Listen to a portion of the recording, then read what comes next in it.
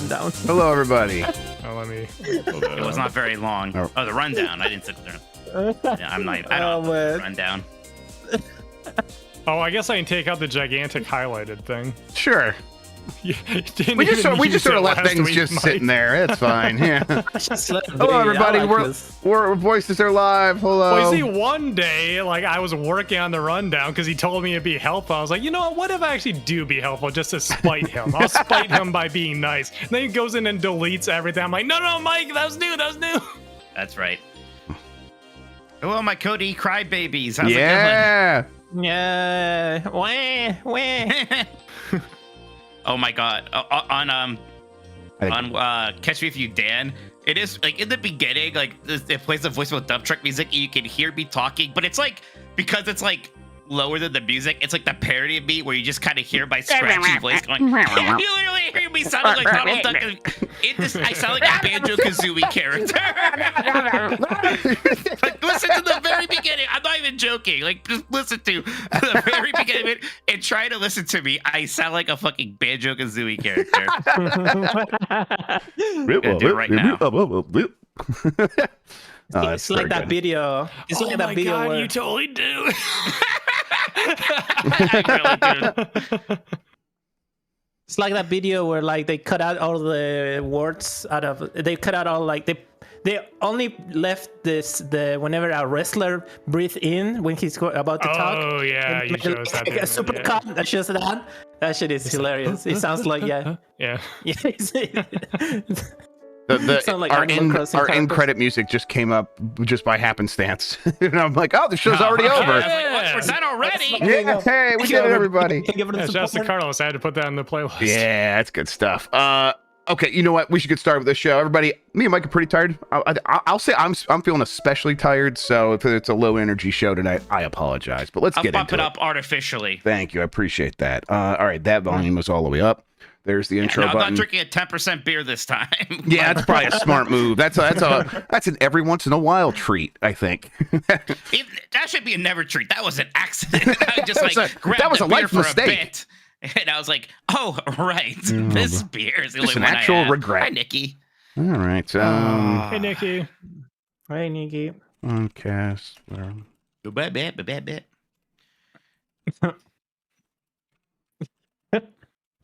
What are all the Tekken ranks? I wonder what would be a good rank for me. I don't even really know. I'm trying to get to the Reds. I would be happy if I get to the Reds and stay on the Reds. Yeah, like if I got the Reds, that'd be like my Yeah. platinum in Street Fighter, I think. I gotta clean this Yeah, up. if you can get up to res, that would be like you've broken through to diamond in Street Fighter. That's kind of what that is. Like the only person on my friends list who would be a real rival is Blessing, but I think Blessing is better than me. Well, it's Tekken, and he's black. Oh my god! Wow. What do you want? It's true. You guys think they're mad at me, but it's just true. It's February, bro. If he hadn't been making that joke every other week, you wouldn't be able to get away with that one. Oh, okay. Goddamn, start this goddamn podcast. Let's Cancelled. let's get started. Look, I thought it in my head too, Nikki, but I didn't say it. All right. I am ready to go. Mike, you ready? I'm ready, sir. All right. Thank you, Nikki. Nikki says he can say it. All right. Starting in 5, 4, 3.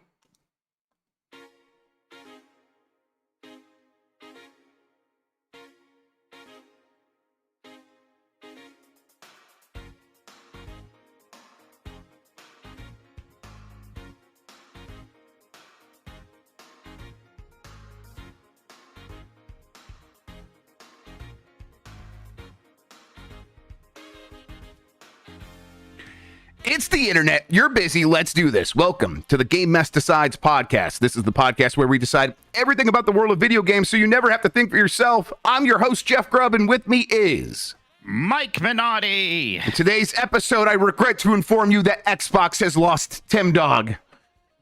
But first, Mike, how are you doing? I'm good, busy. You know, I always feel really silly complaining about being tired and like being really busy with like my video game videos and video game work, but also there's just something like mentally exhausting when you just go from like one thing to the next thing to the next thing to the next thing. Absolutely. not complaining about doing this. This is always so much fun. Not complaining about doing any of it. It's all It fun. just is a lot. Yeah, absolutely. And it can wear you down eventually. I mean, you got to bring a certain amount of social juice to all these things, and that stuff is you need to replenish it every once in a while. And you only have so many 10% alcohol by volume drinks in your home. So I have one more. That'll be a bad idea. yes, absolutely. I should have got like some weak beer. A nice like weak beer does sound nice, but don't have that. Like just a natty light. Just go in there. Not just a natty light. Something that's just water, basically. I don't want to get natty splatties. Not that. Yeah, I don't know, but you're doing well otherwise, other than being busy. I mean, being busy is it's a good busy, right? It's the kind of busy that we're busy is the good busy. It's always better to be busy than the alternative. Yeah, right. Absolutely. And yeah, there's lots of video games to play. Some you can talk about, some that you can't. So yeah, it is wild. 2013, the whole time, like, wow, it's just incredible, blah, blah, blah. If 2014 kept this pace, it would be even better than last year was. I don't think it can. I think it's going to slow down here eventually, but it has been pretty ridiculous, especially if you like RPGs. Mm-hmm. Yep. I'm sure you're talking about Grand Blue Fantasy Relink. I do want to play that, actually. It looks like a lot of fun. Actually, I've been Matt, you looking said at it on 2014, Steam. by the way. I know. I looked at the camera, everybody. That's all the correction we needed. Did I say 2014? Give me a break. Yeah, give him a break. I told you. Did I not start the show by saying? That's why I didn't say it. I didn't say shit. All right, you know what? Well, let's just get through this episode. We need to save ourselves and get some real sleep tonight. So you can get more from Mike and me by joining the Discord at GameMess.net. Give us a good rating wherever you are listening, and hit the like button on YouTube. It helps people find the show. If you want to ask a question, you could drop a super chat right here on the program. We'll get to all of those before the end. Thank you to Carlos Ayin, who's Insane in the Rain Music on YouTube for the use of our theme songs. Thanks to 1UP vs. CPU for our artwork. You can find more of them over at 1UpVersusCPU.com. We are on Spotify, Google Podcast, Apple Podcast, and wherever pods are caught. This used to say Stitcher, and that's no longer a thing. Google Podcast, also no longer a thing. I got to take that away. Both of those shut down in the last couple of weeks. They haven't changed this rundown in 4 years. Yeah. Thank you to the mods, and support us by going to Patreon. Someone's deleting it right now. Support us by going to patreon.com/GameMess. That gets you access to private channels in our Discord, the monthly Q&A, participation in our monthly game club discussions, 1 month early access to new episodes of Game Mess Jeopardy and Columbros, and of course, all of our shows ad-free. We'll get a Columbros going next week. Like we said, we're pretty busy this week. And then that new Game Mess Jeopardy, a lot of fun. People should check that out. You can have a pretty good time. Watch that on the Patreon feed, and of course there's a new free one if you're trying to catch up on that as well.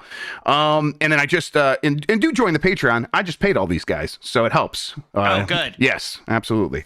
That's fantastic. And hey, we just recorded the new Game Mess Game Club episode about Vanquish. So if you missed it live or don't want to go to my Twitch archive, that'll get posted onto the YouTube page here pretty soon. But if you want to participate in the Game Club, then yes, you have to be in the Discord server, which means you have to join the Patreon, and then you can play through our current game, which is Ghost Trick Phantom Detective, which, Jeff, I know you've been looking for an excuse to play it. I know it's very busy, and maybe not exactly the month how long is play Ghost Trick. I don't know, but you know what? It is in episodes. If you could just play it on your Steam account. If you at least played the first episode, I'd be interested what you thought of that. Okay. And that would take you like an hour. Oh, okay. Well, that's I'll give that a shot. That sounds good. All right, cool. I got big topics to talk about. Let's get started. I'm gonna start. What happened? Well, I'm gonna start with this one because I'm interested in your thoughts. I don't know if we've actually talked about this much. Disney investing $1.5 billion in Epic, and they will have major Fortnite partnerships that takes the form of basically like a hub, a metaverse sort of thing, a bunch of games that have interoperability with Fortnite, but aren't necessarily Fortnite. Probably pretty similar to what we saw with Rocket Racing, the Rock Band game I can never remember the name of, and the Lego game. What do you think, Mr. Disney Adult? Yeah. Well, my first thought is how hilarious it is they avoided using the word metaverse the entire time they were doing this. That is the steady guiding hand, I believe, of one John T. Drake, who would probably know that is not going to be a very helpful thing to put into your press release at this point. Right, but they keep using words like persistent game universe. But I mean, I think that is kind of what they want here, Oh, Jeff. sure, yeah. Like, you look at like the one big like concept art thing. It kind of reminds me of Ralph Breaks the Internet, where it looks like what they really want is a social space with all these different hubs, and like all of their brands are going to be represented. And what exactly do those activations look like? I suppose, are they bespoke games like what you have with the other Epic Games stuff? And are they going to be stickier than those, I guess, right? How many people are playing that racing game right in Fortnite right now? And maybe it's a lot of people that maybe were unaware. Maybe. It does feel like they went away. Lego game probably does have millions of kids playing it. I honestly don't know. We did see tonight that Bob Iger was asked about this, and he said that this stuff, the game part, the investment has happened. They now own an equity stake in Epic, because they gave them $1.5 billion. And so they are fully invested into Epic. Tim Sweeney still has the controlling shares. So this is not Disney owns it instead of Tencent. Tencent never owned Epic. It's just now that they're another shareholder. Bob Iger did say, though, that the games or whatever this manifests into is going to take a couple of years. And Mike, my initial thought there was, oh, it's never coming out. I'm sorry. It's probably wrong, but that was my knee-jerk reaction. I don't know. What do you think? I think it's going to come out. That's a very big investment. Yes. It's not, and my understanding is that it's an investment purely in Epic Games to make this stuff. It's not like Disney's putting together some team. So no, they're just paying Epic Games to do this for them, which has basically been their MO now for a while. And it makes sense. Disney is already this giant company. They can't really afford to spin up some major game production studio. They have a gaming division, and John Drake's doing really good stuff there. But it is smarter for them generally to just invest, not acquire, but invest in a very big company that already has a large audience. Right. And what they've mostly been doing up until this point, though, is not even investing. It is finding people that want to give them money to license things. Right. Exactly. And that's only going to get you so far these days. I think it's what they realized. And it's like, so. Well, Bob Iger, he looked around and he was like, wow, did you know that young people like video games? Like, I looked at how much time they're spending playing video games, and I was shocked.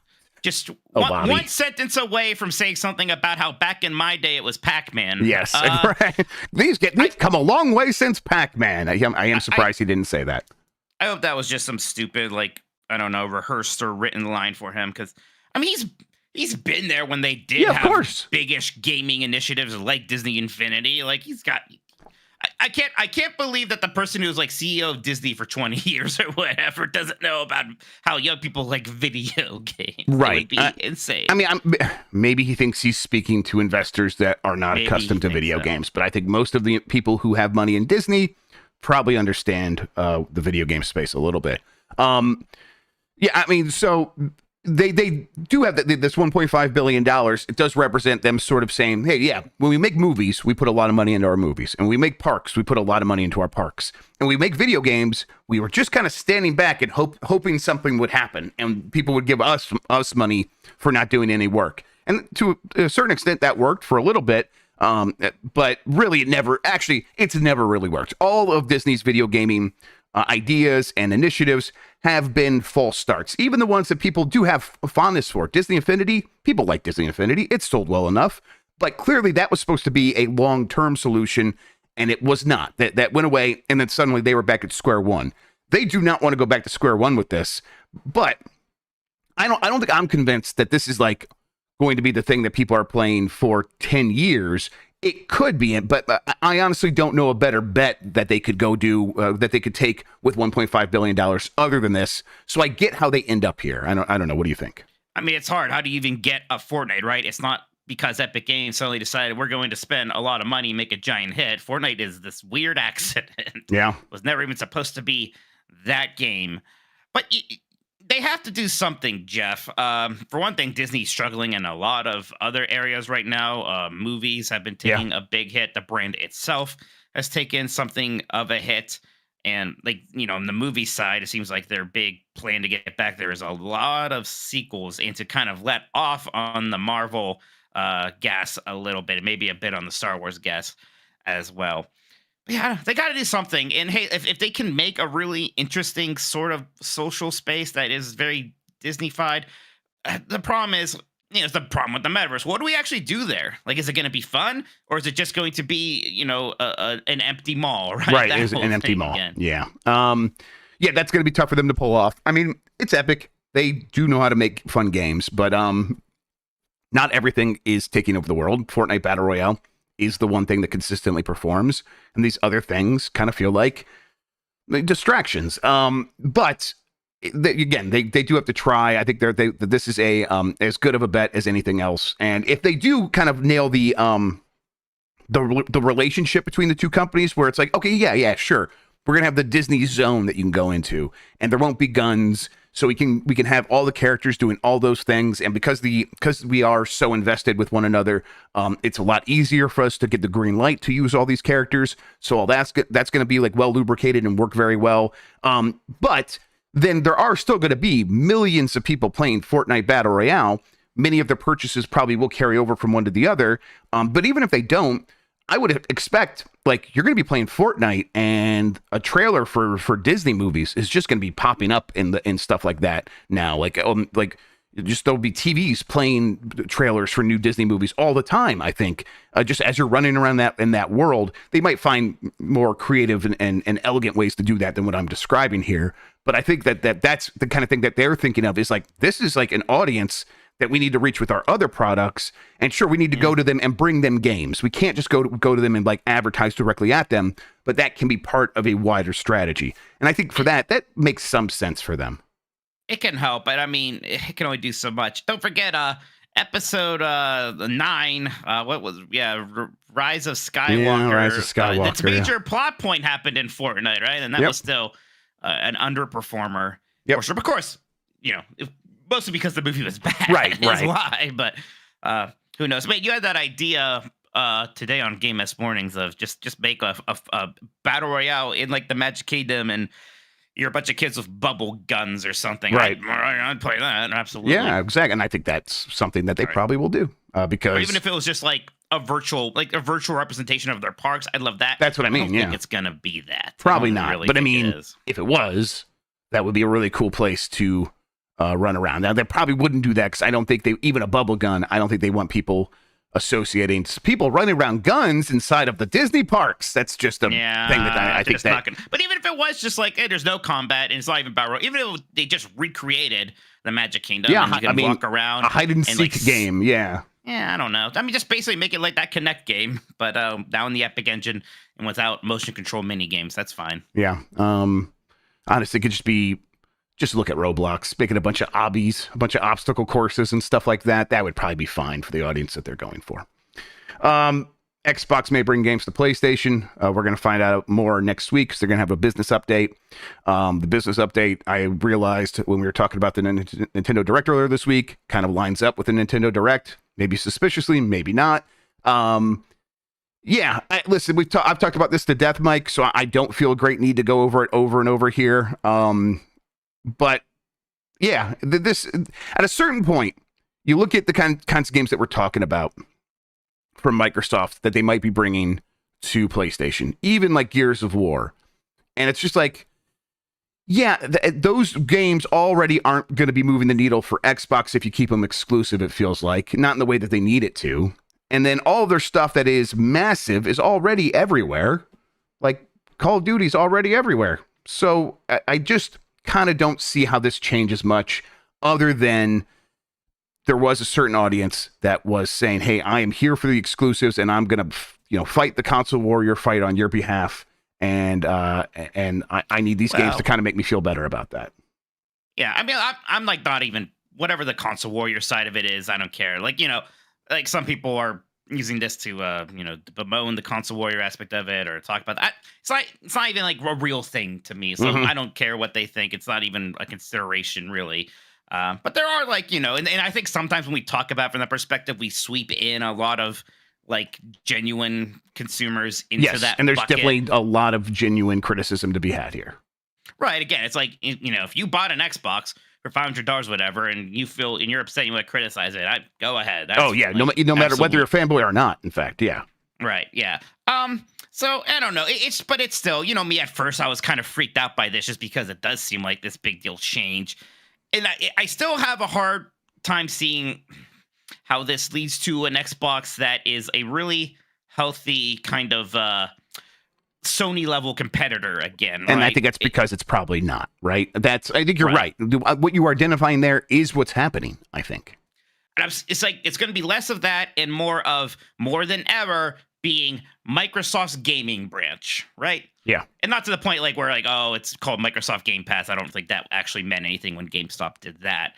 But I do think that is kind of the future we're heading to, and that's what the Xbox brand is going to be. And it'll still be on machines and consoles and things like that. And what I'm really talking about, where it really feels like that might be 10 or more years down the road, but it does feel like that is the road we are on. Yep. And I think it's because we are. Yep. Like that is what's happening here. Now, if that's not what you want, I get it. Like, yeah. And you should make your voice heard. Like there's a chance to change and shape the policy of this big company by yelling about it online or just like sending your criticisms in on social media. But Microsoft's been saying this for a long time now. Like they've been saying that this is what they're doing, and now it's just becoming more explicit and maybe more extreme than I think even I was expecting. But it's like when you go back and see the way that Phil Spencer's talked about this stuff and the way Matt Booty's spoken like FTC filings. It's like, yeah, they've been considering this strategy in one way or another for quite some time. And so the fact that we're here after Starfield and Starfield didn't change anything.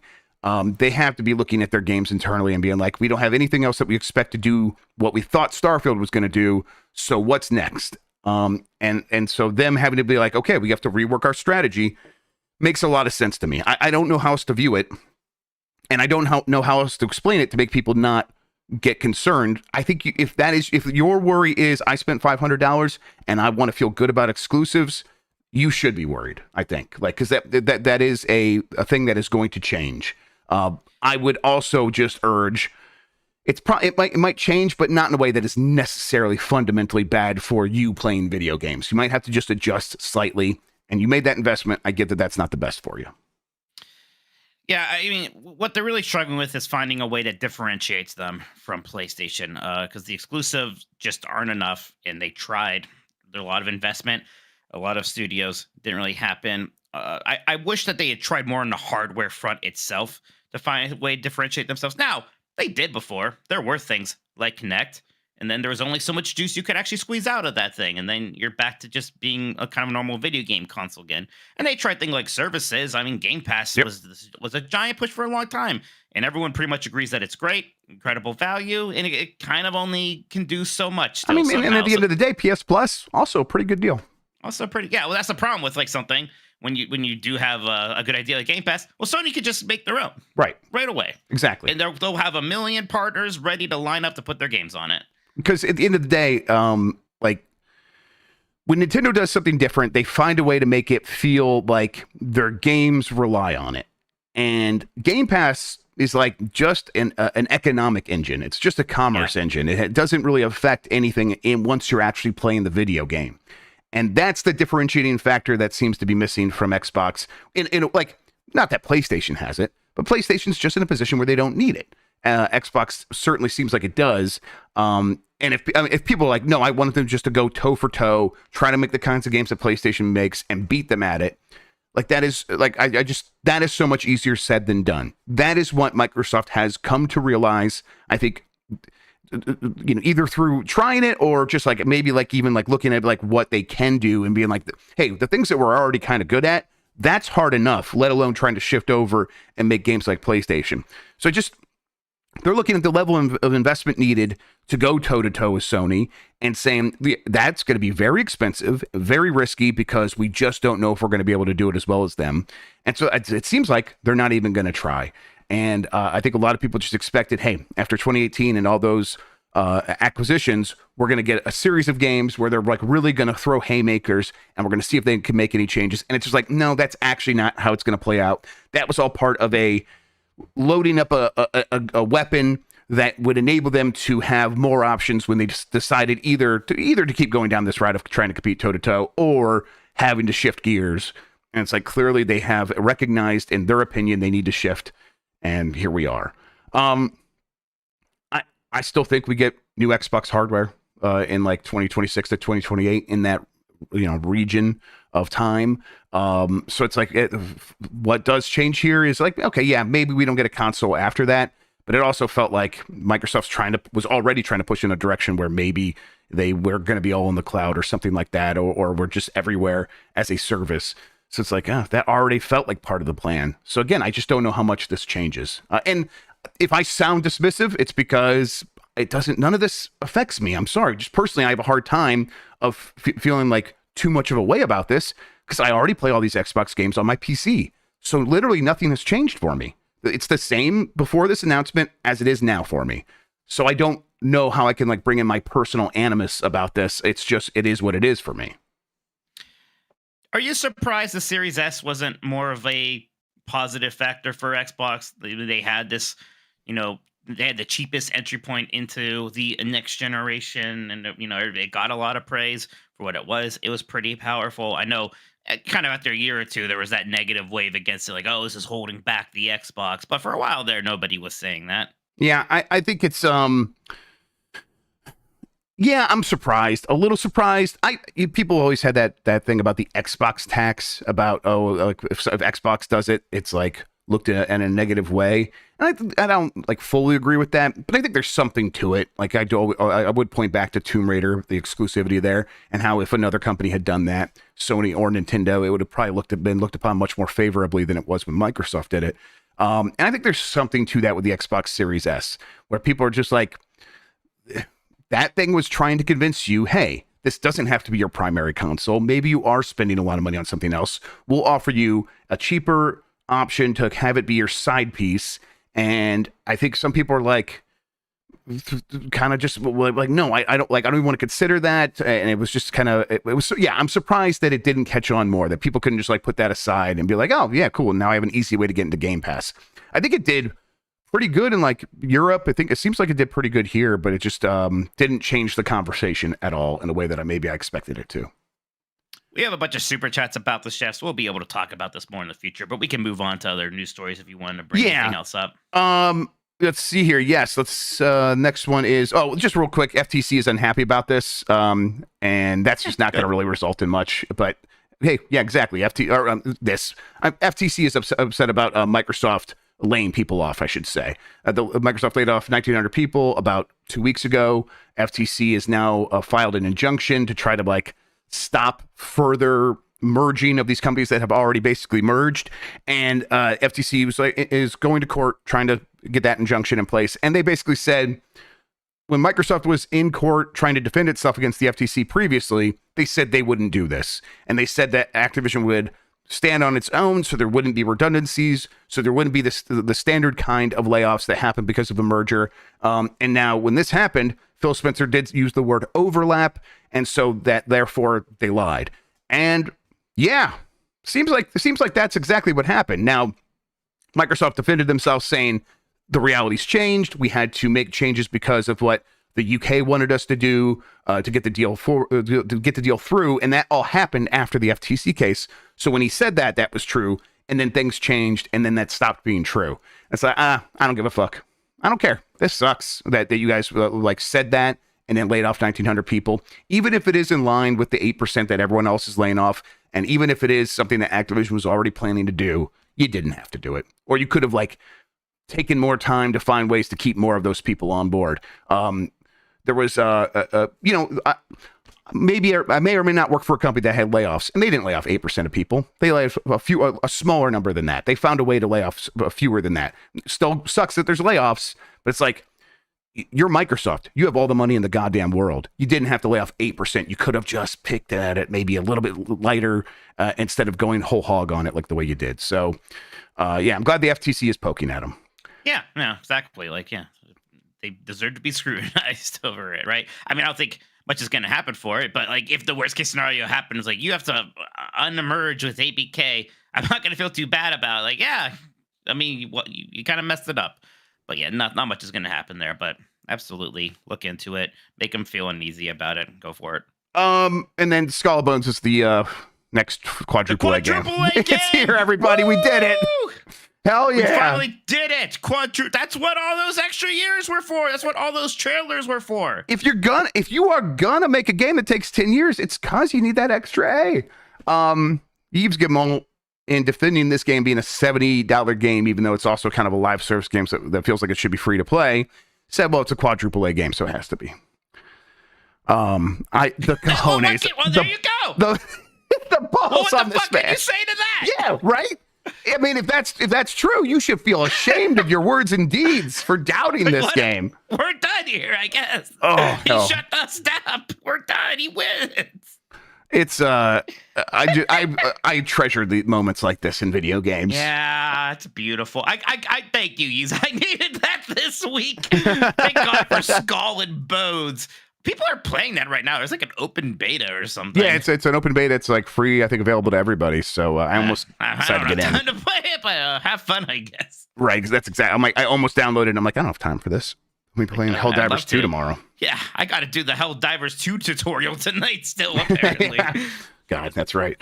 Apparently people, someone said something good about it and someone said something bad about it in chat. I bet it'll be like, it'll be like Suicide Squad. Some people like, some people don't like. And there's a lot of games these days that most people like. And it sucks, but I'm like, I think I'd rather just play those.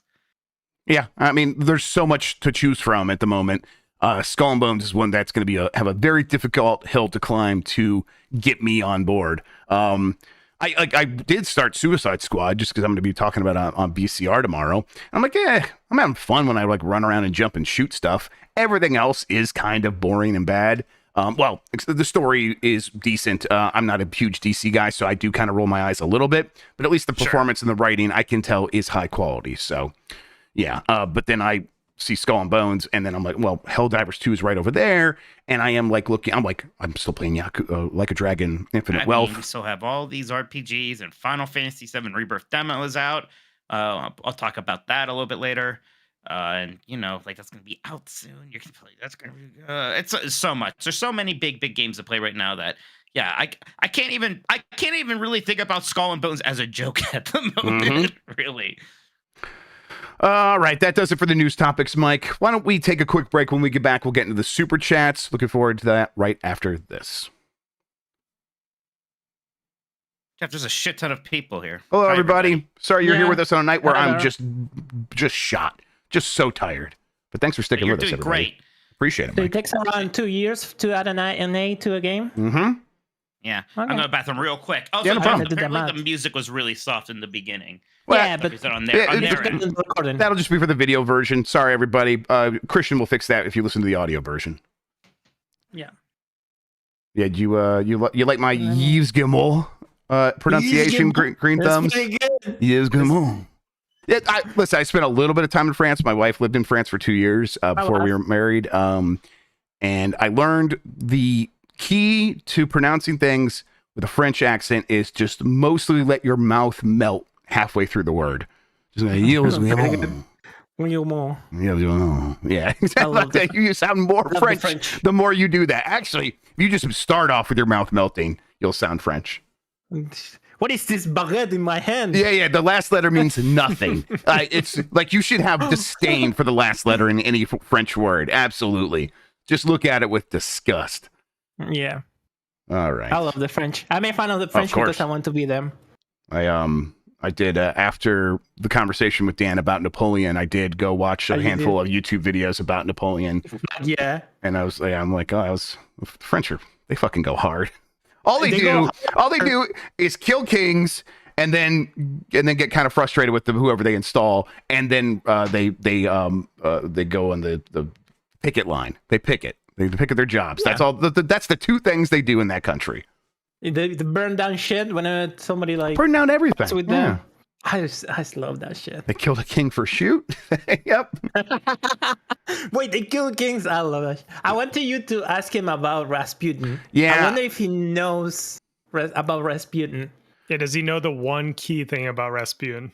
I know some people think he was like a character, made up character. Because he's got such a outsized personality because of the myths around him, right? Where he was shot and burned and all these other and hanged and Was that No, hanging? dude, that dick is a foot long. Like, come on. Yeah, Well, We're talking listen. about Rasputin now. Yeah. Yeah. No, we're talking about Jonah Falcon. Come on, man. Look, you're scaring away all the extra people who got here. You're scaring away all the anxious Xbox fans. We got to talk about video games again. Everywhere we're talking about Rasputin's dick. Get back in here. Yeah. All right. I think we're good. All right. Let's go. I'm going to bring it back. All right, Mike. Oh, man, I could not say that word. All right, Mike. We are back. We have some super chats. Why don't you go ahead and hit me with those? Yes, and if you want to send in a super chat, everybody, we'll read them on the air. So if you want to say something mean about us because you are emotionally upset about this Xbox thing and want to lash out at us instead, do it through the super chat. Then we'll read it. I'll read it. I'll read whatever you want if you pay me money. Absolutely. And if it's not racist. T-Bucket23 says, can I get Mike to say Dr. Evil's line, $1 million while using Quan Chi's voice? To me, Quan Chi looks like a gothic Dr. Evil. I don't know if I'm capable of sounding like Quan Chi. I can look just like him, but Okay. I don't know. Can you just try to sound spooky? I think that'll be close enough. $1 million. Okay, pretty good. There you go. Pretty good. Ariel Delgado says, scale of 1 to 11, how much do you love that puppet? I assume 9. you're still talking about the Death Stranding 2 puppet. I give it a 9 out of 11. Reminds me of that tragedy. Ah! We did it. We did it, everybody. Why are we such an abrasive show? No, people love it. It's great. People love it. Socrates' friend Daryl says, I've been playing the Final Fantasy VII Rebirth demo today. People make a big deal about the big spoiler, but what about the other Final Fantasy VII spoiler? I don't even know what... I played the demo, and I don't know what even spoiler they're talking about in that thing. It's the Nibelheim section of Final Fantasy VII, and it's mostly just, you know, a triple A, maybe a quadruple A reproduction of that. I guess there's that stuff in the beginning, but I mean, yeah, it's a demo of the game. Of course, it's going to be, I guess, spoilers per se. It's very good though, Jeff. It's very good, that demo. Yeah, I've heard nothing but good things, and I'm very excited because I enjoy Final Fantasy VII Remake quite a bit. Obviously, remake is just so good. Oyasumi Mech says, is there any song in Persona 3 Reload that you prefer over its original version? Love the show. Maybe. I mean, I haven't like done back to back to them, and they sound pretty similar. But Want to Be Close, the kind of school day song, sounds very good. Mass Destruction does sound great here. I'm not sure if I prefer the original, but I might. The new Nighttime song, which is like a new one, is very good also. It is just such a good soundtrack. It has me thinking like, man, does Persona 3 actually still just have the best soundtrack out of the three, you know, modern Personas? It Yes, might. yes, They're it all does. very good. It's so good. Yep. Hitch says, as a PC-only player, please tell me Xbox still releases their games day and date going forward, and PlayStation keeps porting too. Oh yeah, if you're on PC, you're gonna be in the right position. Don't worry. Yeah, I mean, I think that's what like the benefit here of like being a PC player is that is just kind of the direction everyone's sort of going, where it's like, hey, an open platform, I could put my games on here and it doesn't feel weird. Yeah, you're like, that's why I defaulted to PC during the Xbox One and PS4 generation. That's where I was like, okay, this is where I'm at. I'm very happy to be over here because I found those consoles to be pretty disappointing. And then it became clear that the industry was going to be moving in that direction anyhow. So I was happy kind of just to stay still. But yeah, you're going to be just fine. And I think that's exactly sort of what's happening here. These companies are spotting, they are looking for more opportunities that look like PC gaming. It just, there aren't a lot of those. I mean, yeah, these consoles are becoming more and more like PCs for a while now. That trend is going to continue. Edgar Moreno says, it's Tekken and he's black. Whiskey Samurai says, oh shit, I'm actually on time. Show usually coincides with the beginning of a Colorado night. Is it a Colorado night, Jeff? It's not it cannot be a Colorado night. It needs to be a healthy sleepy boy night. I do like how much I didn't think that would catch on, but people seem to really like the idea of a Colorado night. So happy that happened. Dr. Ryan says, Xbox has lost the butt chug Steve. Sad day. Where's Xbot Killer amongst all this? Right, I mean, he's got right. I mean, I'm pretty sure he's just back in prison, right? That's the only reason. Yeah, I think he's in jail. Just once he gets out, then we'll start seeing those super chats again. Carlos Lopez says, what are the odds Xbox drops out of the console space and goes third party? Can Game Pass and their ecosystem exist without the box? I worry about the future of consoles if Sony has no competition. I mean, it's a chance, but again, like, that is a conclusion that we're drawing. That one, there's no guarantee that's what's happening, and two, it would be still quite a bit away there. And then I worry too about Sony losing that super direct competitor with Xbox. Of course. And there might be consequences from that. There might be higher prices. There would be higher prices for the consoles, yes.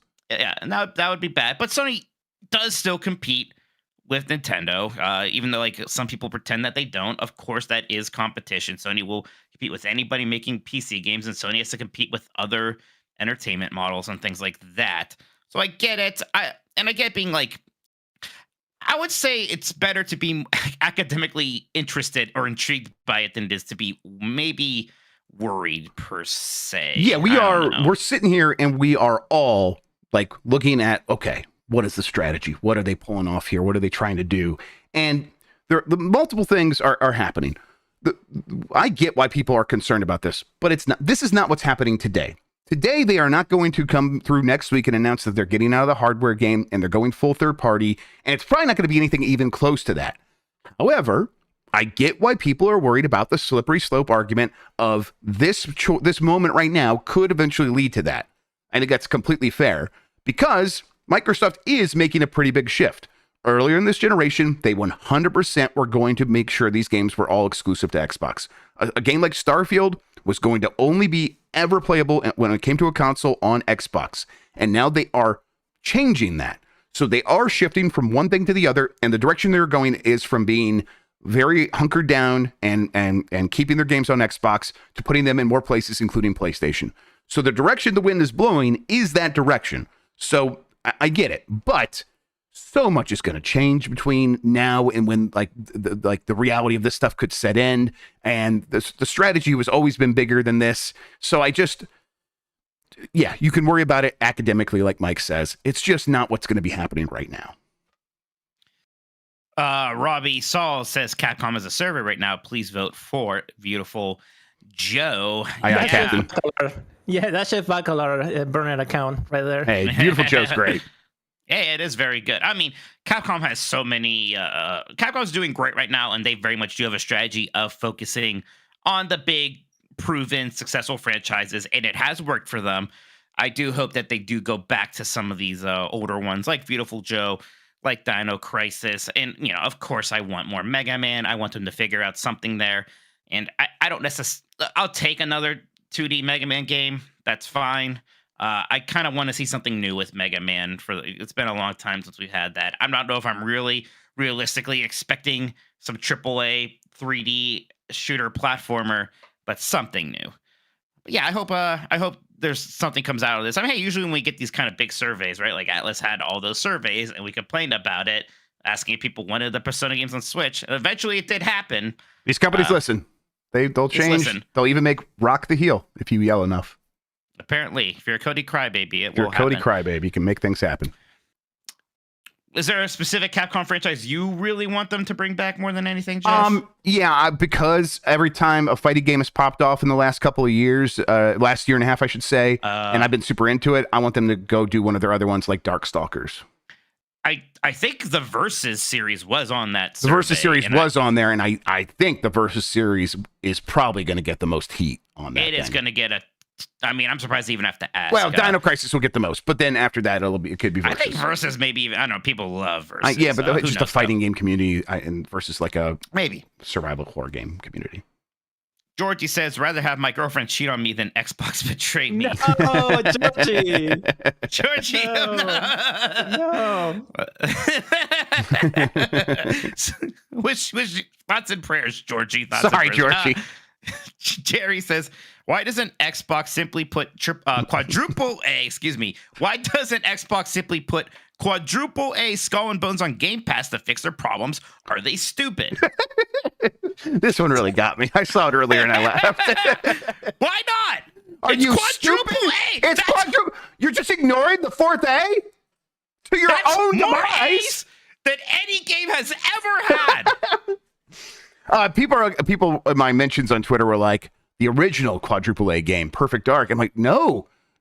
In Dead Space, in I think Dead Space 3, in the game, there is a T-shirt you could buy in the in-game store that says quadruple A because they were saying the game is going to be quad A. It goes that far back, everybody.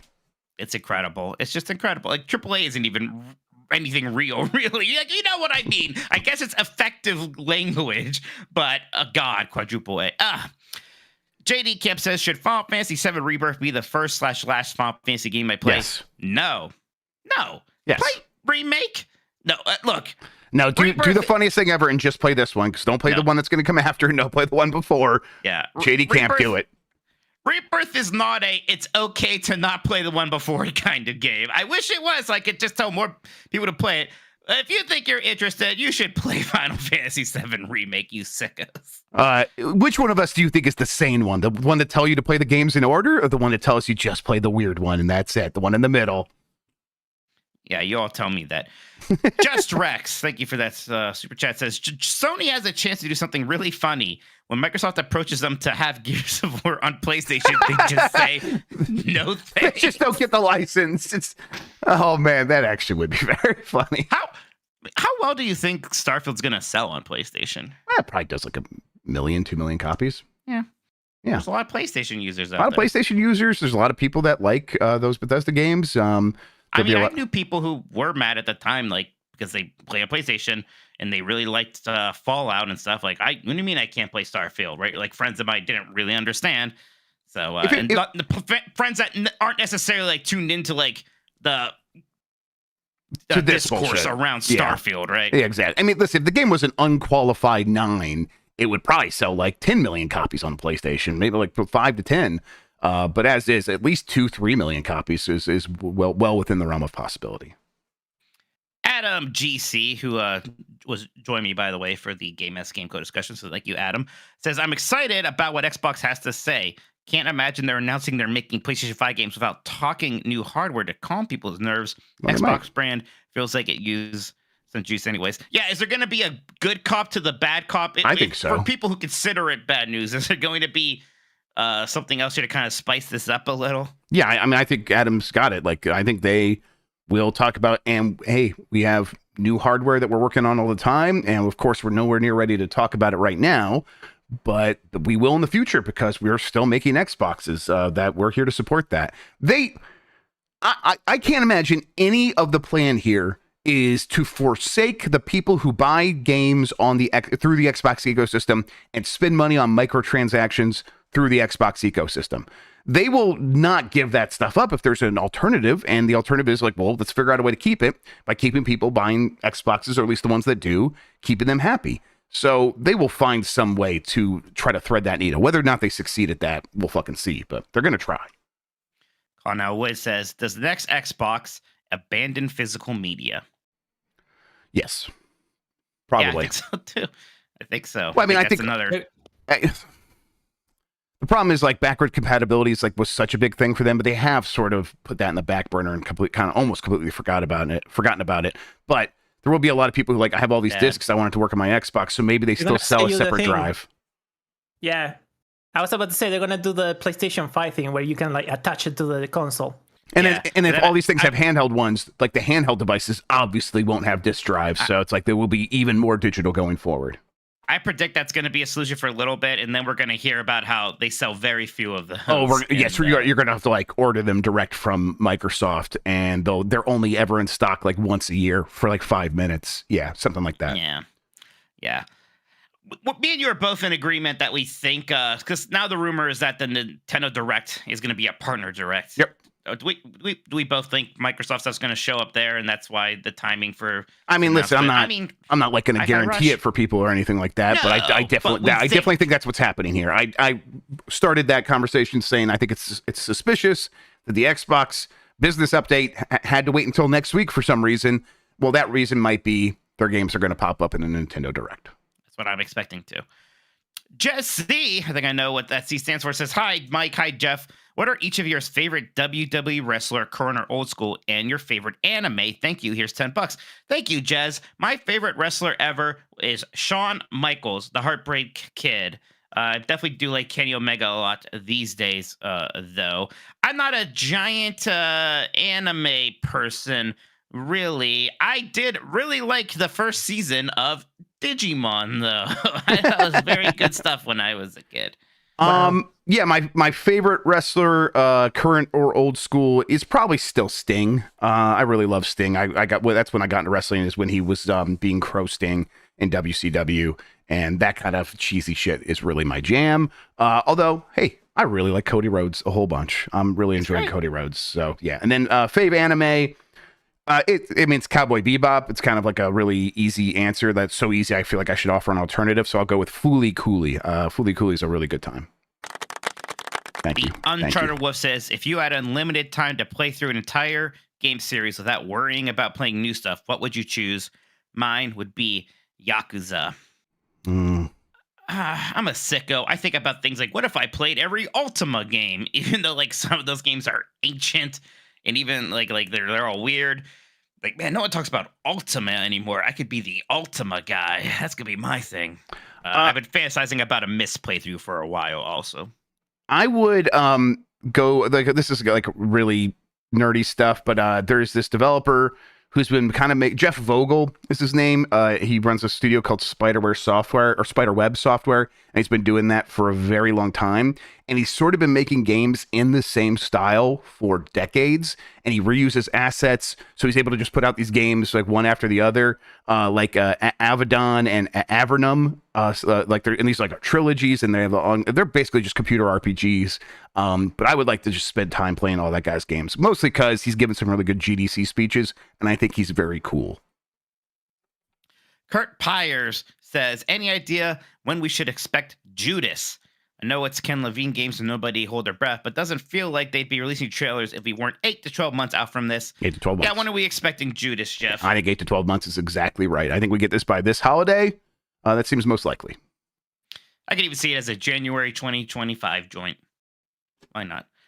Mikey O'Leary says, can't believe we discussed that Disney Epic deal and didn't mention they had Avatar a part of the concept art. Fake fans. But also a random Rescuers Down Under nod, which blew me away. Wow, I had to see this Rescuers Down Under nod. That's incredible. But I mean, of course, Avatar's there. Like, absolutely, Avatar's Avatar's there. How could it would not like be? It's definitely its own pillar at this point. After having 2 movies make like $1.5 billion, like they are going to be all in on Disney. Or that video game, I wish I could play more of still. Yeah, God, right. Jesse Norris says, Jeff, you're the best. Mike, hi. Just kidding, you're great too. I personally think that hybrid console solution for Xbox is the way forward. Yeah, so I mean, yeah, if they make their own portable dock console, that's gonna be great.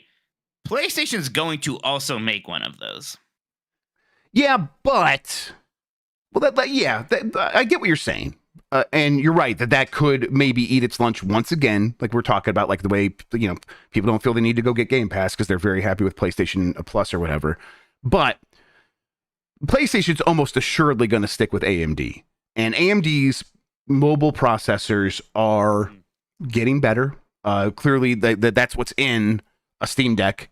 And that's pretty good, actually. But if Microsoft does the thing and does go with ARM, does go with NVIDIA, does go with Intel even, they could be in a situation where it's like, yeah, you can have the PlayStation thing it runs the games pretty good, but the battery's like an hour, and it's not the kind of thing that you're going to be using all the time. The Xbox handheld could very easily be as powerful, if not more powerful, with a mobile chip, because mobile power processors are getting more powerful faster than the desktop chips are getting more efficient. So Microsoft could have something that's just as powerful or more powerful, and also have 2, 3, 4 hour battery life. And then if they look really good in that comparison, maybe they could pull something off. The bad news for them is Microsoft, kind of iffy on hardware. Sony, often very, very good at hardware. So like that scenario I laid out, there's no guarantee that happens. And Sony could just as easily put great engineers on it and fix these problems. Thank you to Kevin Elliott for joining the Hamilton tier here on YouTube. Jordan Andrews says, do you think people will feel different if this Xbox situation turns out to be a year plus exclusivity on every game still?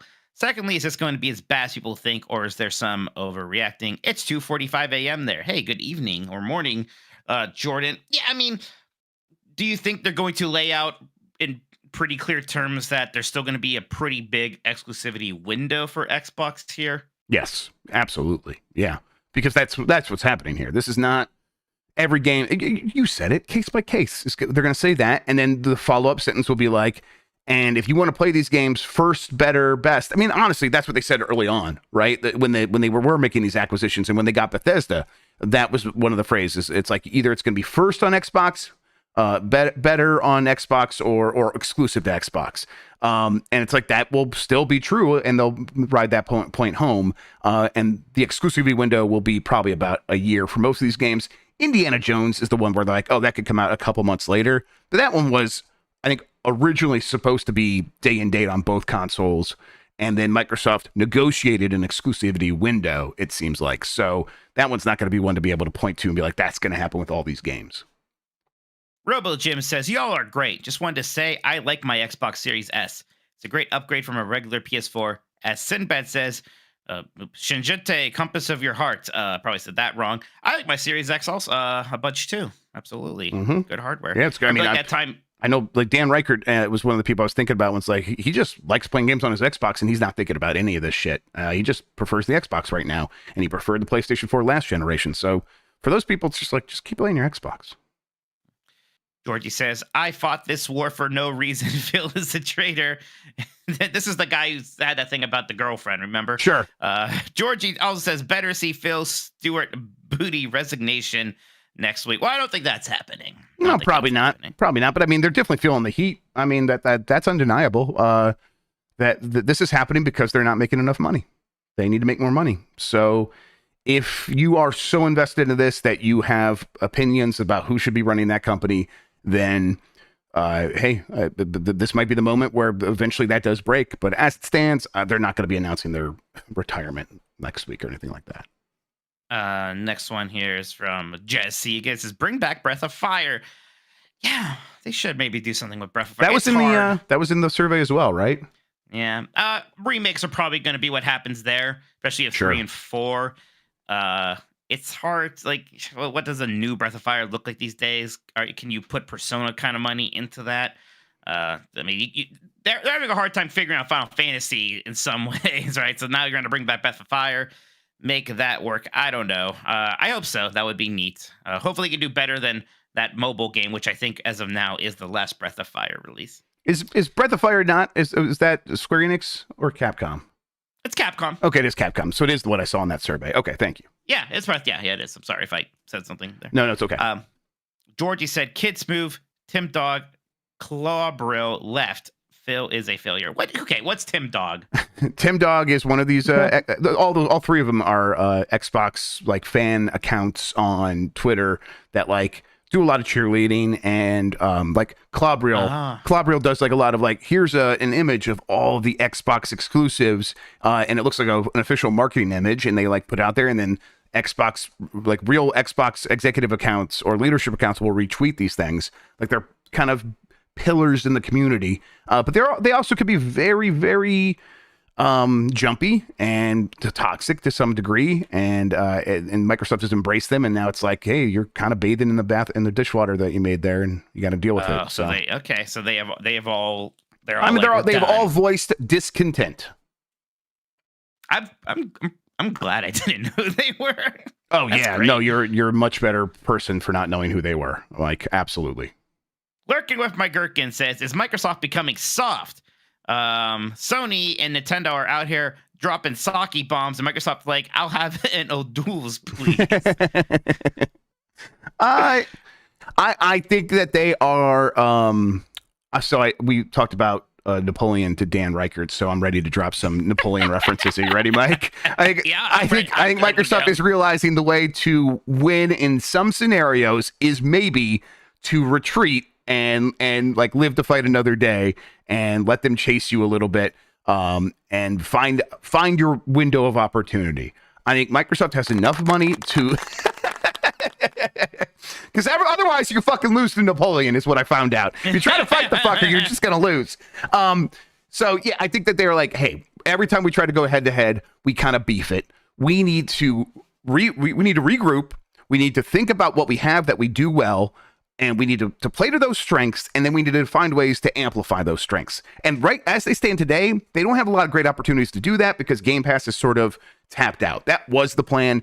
It's kind of reached its zenith. Maybe they can find new ways to grow it. But that's exactly what we're talking about here. It's going to take a couple of years for them to figure out what a new strategy fully looks like. And in the moment, they're like, we got to make as much money as we can to keep making this stuff all make sense. So yeah, this is not them going away. This is them finding a new way to fight. The new way of fighting just may not look like how you want it to look, and I'm sorry if that's the case. Ecto Kula says, will Halo ever be as big as it once was again? I hate saying never, but I still think that Halo Infinite was actually a very good video game. Every time Jeff. I play it, I fucking love that game. That's a great game. And it didn't do much, right? Yep. In fact, people generally associate it with kind of bad things. It has like a negative reaction to most people. And it's all about it's the content because at a certain point we get to this place where it's like sitting down and having fun playing a game with your friends for a couple of weeks is not acceptable. If you say you're a live service game, you better come with the content, and it never did. Yep. So, I mean, I don't know if they're going to get in a position where suddenly they can't. I say never did. People say it's in a great spot now. Yes. People say great spot now, but not many people are playing it. Exactly. So great. Exactly. Yes. Thank you. Yeah. Austin, I mean, yeah, it's great. I wish more people were playing it. Austin says, I feel for the people here. The hashtag Xbox crybabies. It will be okay, I promise. Just ask Roman Reigns. He got his way. Totally.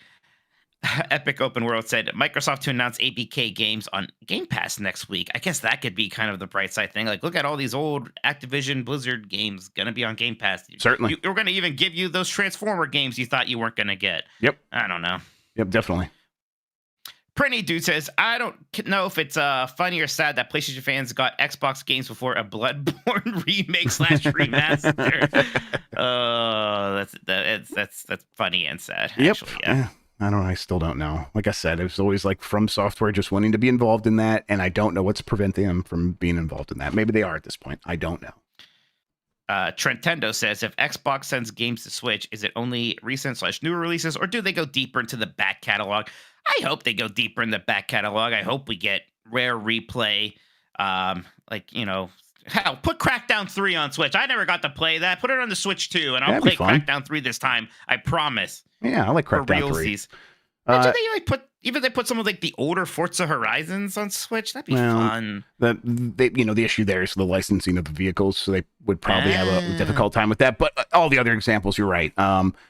You're right. I hope that they look much further back than what we're talking about. I don't know what would stop them from doing that. Maybe they have some math. They're like, people aren't talking about these things anymore, so they just wouldn't sell very well.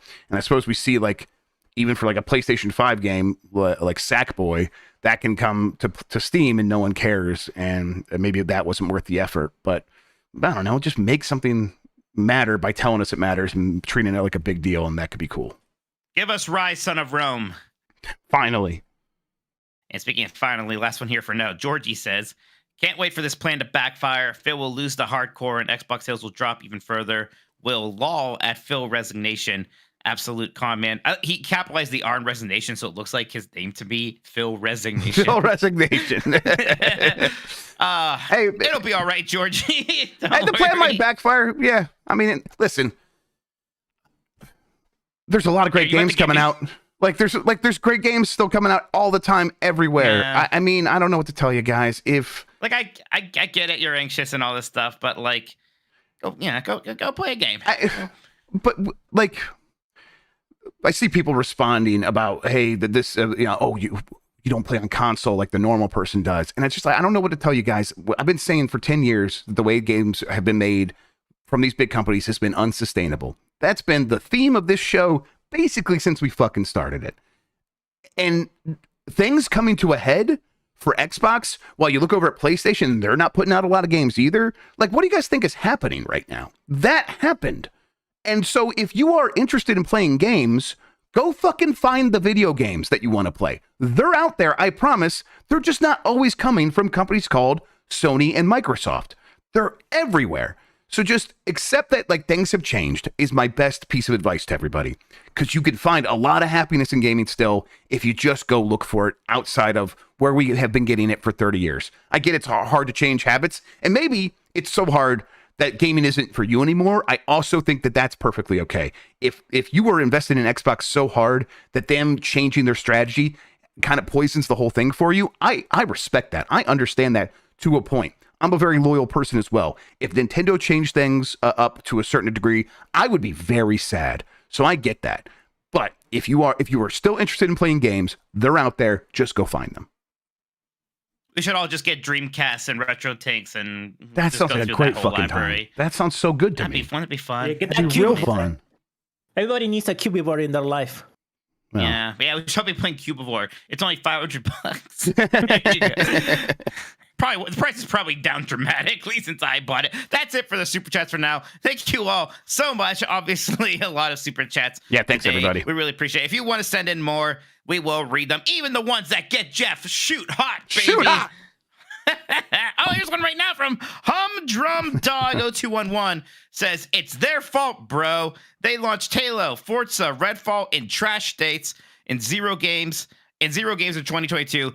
Stop blaming fans, Jeff. I just said stop making him shoot hot. It's Phil and Booty's fault. All right, But like, I'm not. Okay. Yeah, it is film. Yeah, of course they should have made better video games. I think it's weird that anybody takes anything that you say as like some defensive executives there. I don't know. Right? Yeah, but like, I really have a hard time understanding like blaming fans. I'm just explaining to you what's happening. That's all. Yeah, I don't think there's no blaming of fans. It's just saying to calm down. Yeah, it's nobody's. Yeah, it's definitely not. The consumer. Trust me. As we're learning today, the Xbox fans sure did try their darndest. Yes, absolutely. Yeah, they did everything. Yeah. Hey, making games is hard for sure, but like, hey, they should not have released Redfall like that.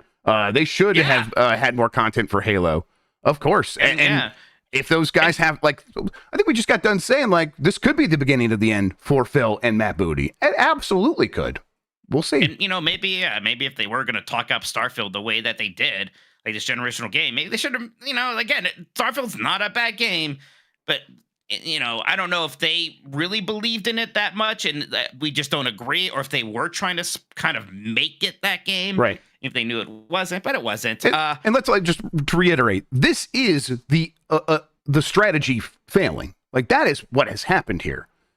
Like that's where I thought that we started this conversation by saying that they were going to keep all these games exclusive to Xbox compared to PlayStation, PC notwithstanding. They were going to keep these games off of PlayStation.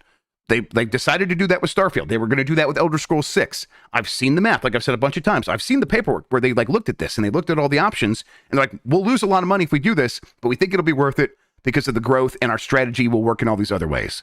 That has failed. So they are shifting gears because they have failed. And so they're trying something else. Oh, okay. If they get fired, I mean, listen, that's just not my job to fire them. I don't know. Like if they could try the strategy, it works or it doesn't. And you could be happy with it or not be happy with it. I don't see what other options are available to us. Remember when we were the Xbox fanboys and the Sony haters because you like said something mean about Jim Ryan once and didn't like Returnal? And I had like some Xbox leaks, so people just assumed. Yeah, it was great. It was great stuff. We did get a few more actually. It snuck in here. Nintendo says, thank you, everybody. Kind of weird to see people complaining about a lack of games after 2023, one of the best years in gaming ever. Keep up all the good work, guys. Thank you, Nintendo. Yeah, January also just insane. So it's been nonstop for me. Yeah, just incredible bangers. Prince of Persia, not that long ago. One of the best games I've played in a long time. Incredible. Daniel Falconeer says, pessimistic about Xbox as a Microsoft fan, but look at Sony. Games on PC now. Marathon announced for Xbox. Might just be the way of the industry. Yeah, I mean, hey, look. Like, just because the PlayStation fans feel like they won something here, Sony's going to have the same issues with the future of consoles and what that's going to mean and how that's going to compete with what PC games are and how expensive it is to make games and how difficult it is. And their audience is not getting that much bigger. Like it just isn't. Like their audience is not growing and their costs are growing. Unsustainable. Again, it's just what's happening. So yes, there will be a reckoning for everybody involved. Nintendo's finding some ways to make it work by keeping costs down. That's how they're doing it. Darachi says, I wish my last name was Booty. We all do. Absolutely. Yeah. B. Traven says Starfield is a bad game. Jesse Norris says Starfield is a good game. Great even. So we'll let those two figure that out. Yeah, exactly. You guys have a conclave and come back and let us know what you decide. Humdrum Dog 0211 says, I don't care. Not playing Hellblade 2, Avowed, or Indiana Jones. Xbox is dead to me. All right. That's dead to you then. You're allowed to have that opinion. Yeah. Mikey O'Leary says, but what does all this Xbox news mean for Tommy Tallarico? Well, his mother's very proud of him. When does he come back out of hiding? It does happen eventually, right? I think we know that he's the kind of person that can't stay hidden forever. So we'll see. Probably by next month, I'll say. Input video here says, if we keep sending super chats, maybe Jeff will fall asleep on stream. Maybe. Fucking maybe. Input vibes here or video here. Shigeru Miyamoto says, thank you, Phil, for Master Chief on Switch 2. In returns, I'm happy to share that Chibi Robo Ziplash is coming to Xbox soon. Oh, the best of the Chibi Robos. Nothing but the best for Phil. And then Kevon says, would you play Lost Odyssey if it came to Switch? Oh, that's like number one now, Kevon. Oh, I'd play Lost Odyssey and Switch immediately. That would rule. Like, God, if they even did a little work and it was like a remaster or just like a little sprucing up, that would be amazing. That would be cool.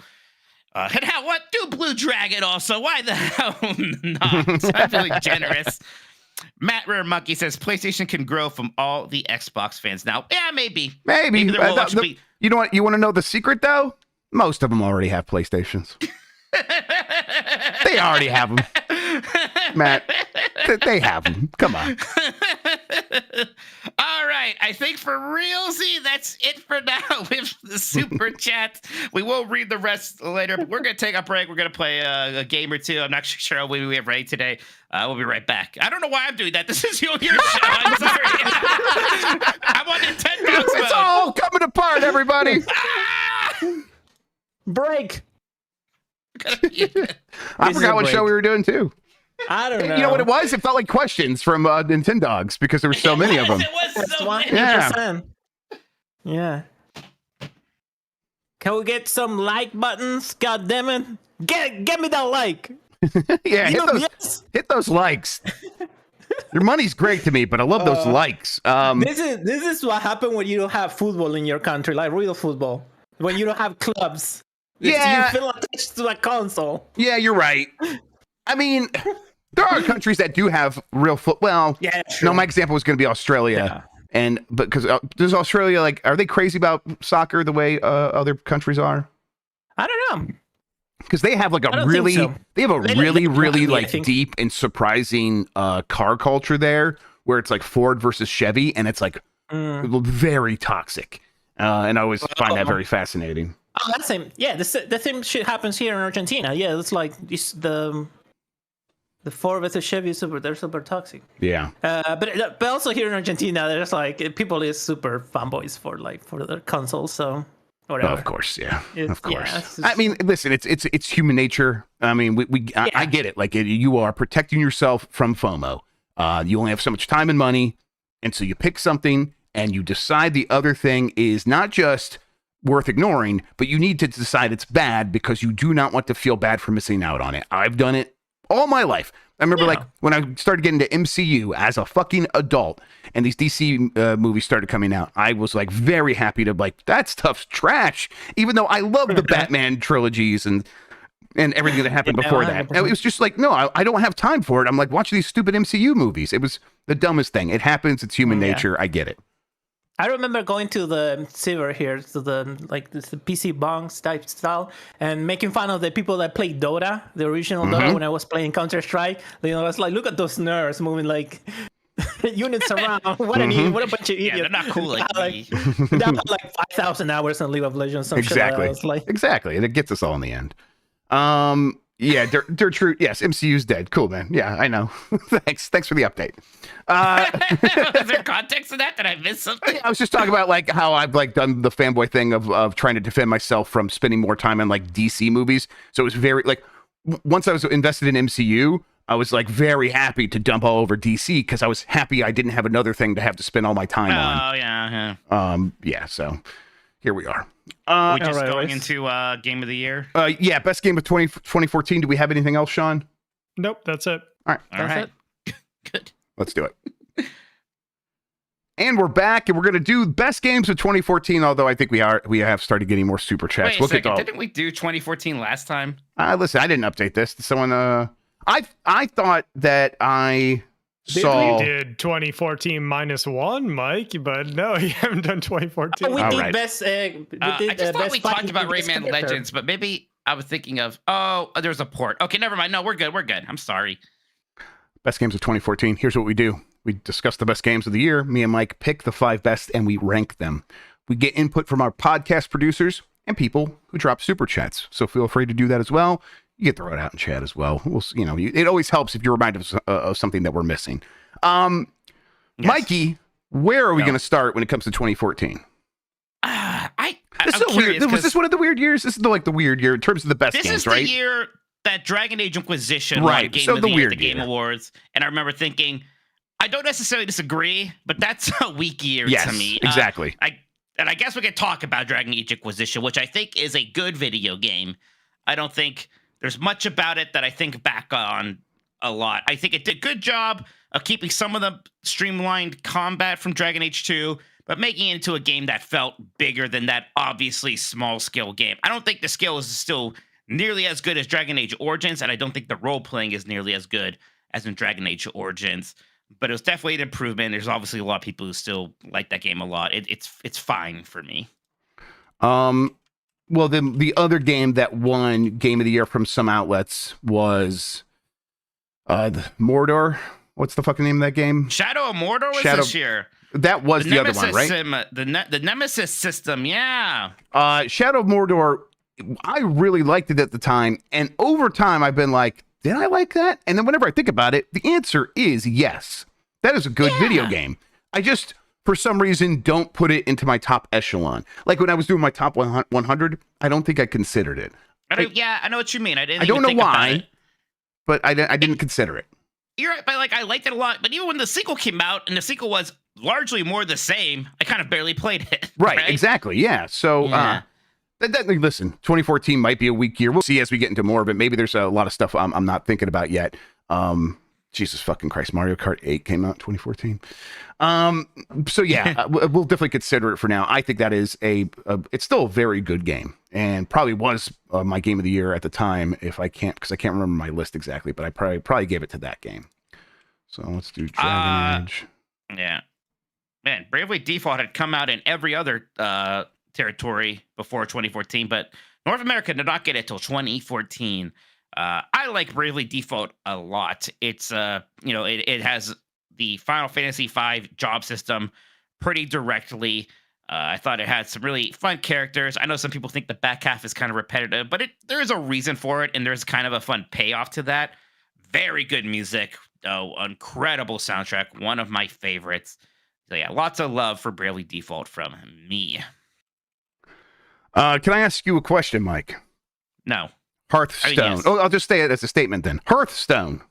Hearthstone was this year? Hearthstone's fucking 2014. 10 years ago. I loved Hearthstone. I played Hearthstone regularly for like 6-7 years. It's weird because like when you play one of these games, sometimes all you take away is that I don't play that anymore, even though I played it regularly for at least 6 years. It's insane. I even got to reveal some cards. I had a lot of fun with Hearthstone throughout its run. I even have some friends who are playing it again. I almost feel the call to go back there. It is still getting support. It is still going.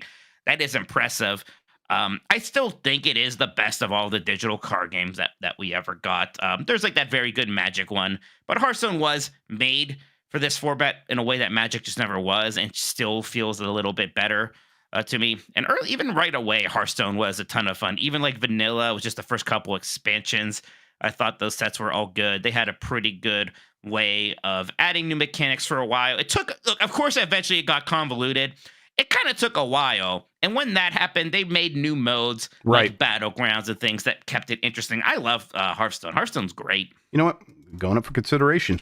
Cool. The one game that I'm pretty dead set on is Titanfall. Titanfall 1 this year. Yeah, Titanfall would have been like the immediate year after the launch of the Xbox One, right? It wasn't there day one, but basically in that launch window in the beginning of 2014. It had a 360 port. Yes, God, from Blue Point. Yeah. Titanfall, I think I spent about 1,200 to 1,500 hours on that multiplayer mode. I mean, there only is the multiplayer mode. I love Titanfall. Right. It is very good. In some ways, I think the Titanfall 1 multiplayer is better than the Titanfall 2 multiplayer. A lot of it is taste. Like, I think Titanfall 2 just tries to change things up to like keep things moving in certain ways, and it's smart in a lot of ways. But I think in terms of just raw having a good time, I think I prefer Titanfall 1 in the multiplayer mode. And that was, it's a great game. I definitely played more of Titanfall 1's multiplayer. I played a ton of it. It was a lot of fun. Maybe the last time I really played a console shooter like a lot like that. Yeah, I had like my squad of friends and everything. It kind of felt like if that started with Modern Warfare, this kind of felt like the going away party for that. Really interesting and good point. Yes, that's exactly how I feel about that. And there was a spectacle to it because of the scale of the Titans. Titanfall 1 was fantastic. I love it. Sorry, definitely for consideration. Just Nick's super chat hashtag lock Phil up. all right, let's relax, everybody.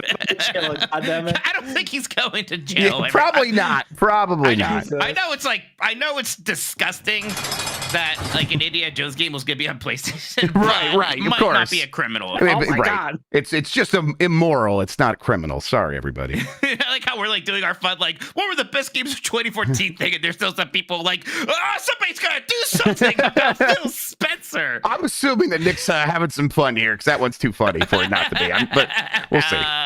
I hope that's great. South Park: The Stick of Truth was actually fantastic. That's a great game. It was cool to kind of just be at this time where, like, not that South Park is the most high fidelity thing in the world, but like, oh yeah, we could just make the game look exactly like that show. And it has the Paper Mario style combat in a fun way. It did a really good job like integrating all these different South Park characters. And because it was just those people, it felt just like that. And it was at a point where South Park was pretty funny. And the game is also very funny. It's funny, and it does the thing that I'm appreciating as I'm playing Like a Dragon Infinite Wealth.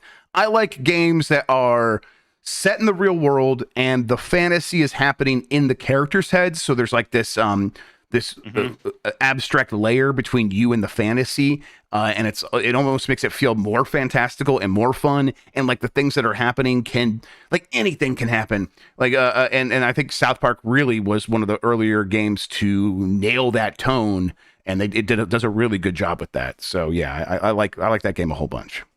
Yep, definitely still one of the better licensed games ever released, probably. I did have another one. Nidhogg. Mike, have you ever played Nidhogg? I have not played Nidhogg. Nidhogg is especially as someone who's been into fighting games recently. Nidhogg is like a reduced like the fighting game. Like both characters are the exact same. It's all just about trying to get to one side of the screen by defeating your opponent in a series of battles, and they're sword battles, and you can like pick high, low, or medium, and you can throw your sword and you can jump over them, and it's like, you know, this basic move set, and then from there, how that plays out is so thrilling, so exciting. During the Bombathon, I got into a probably like 20-minute like one match with Austin Walker that was just so fun. It was such a good time, and I've had multiple matches like that in my time playing Nidhogg. It's just like a pure game. It's like so well designed that I kind of wouldn't change anything about it. Here's a big one, actually. I think maybe in retrospect, what I would probably have called Game of the Year. Shovel Knight came out in 2014. Ooh, hell yeah! Shovel Knight is a wonderful game. Of all of the games where it's like we're gonna make our own indie 8-bit style game, it's by far the best. It feels so good. It does bring in all these mechanics from things like Mega Man and Castlevania, even DuckTales, but still feels really unique.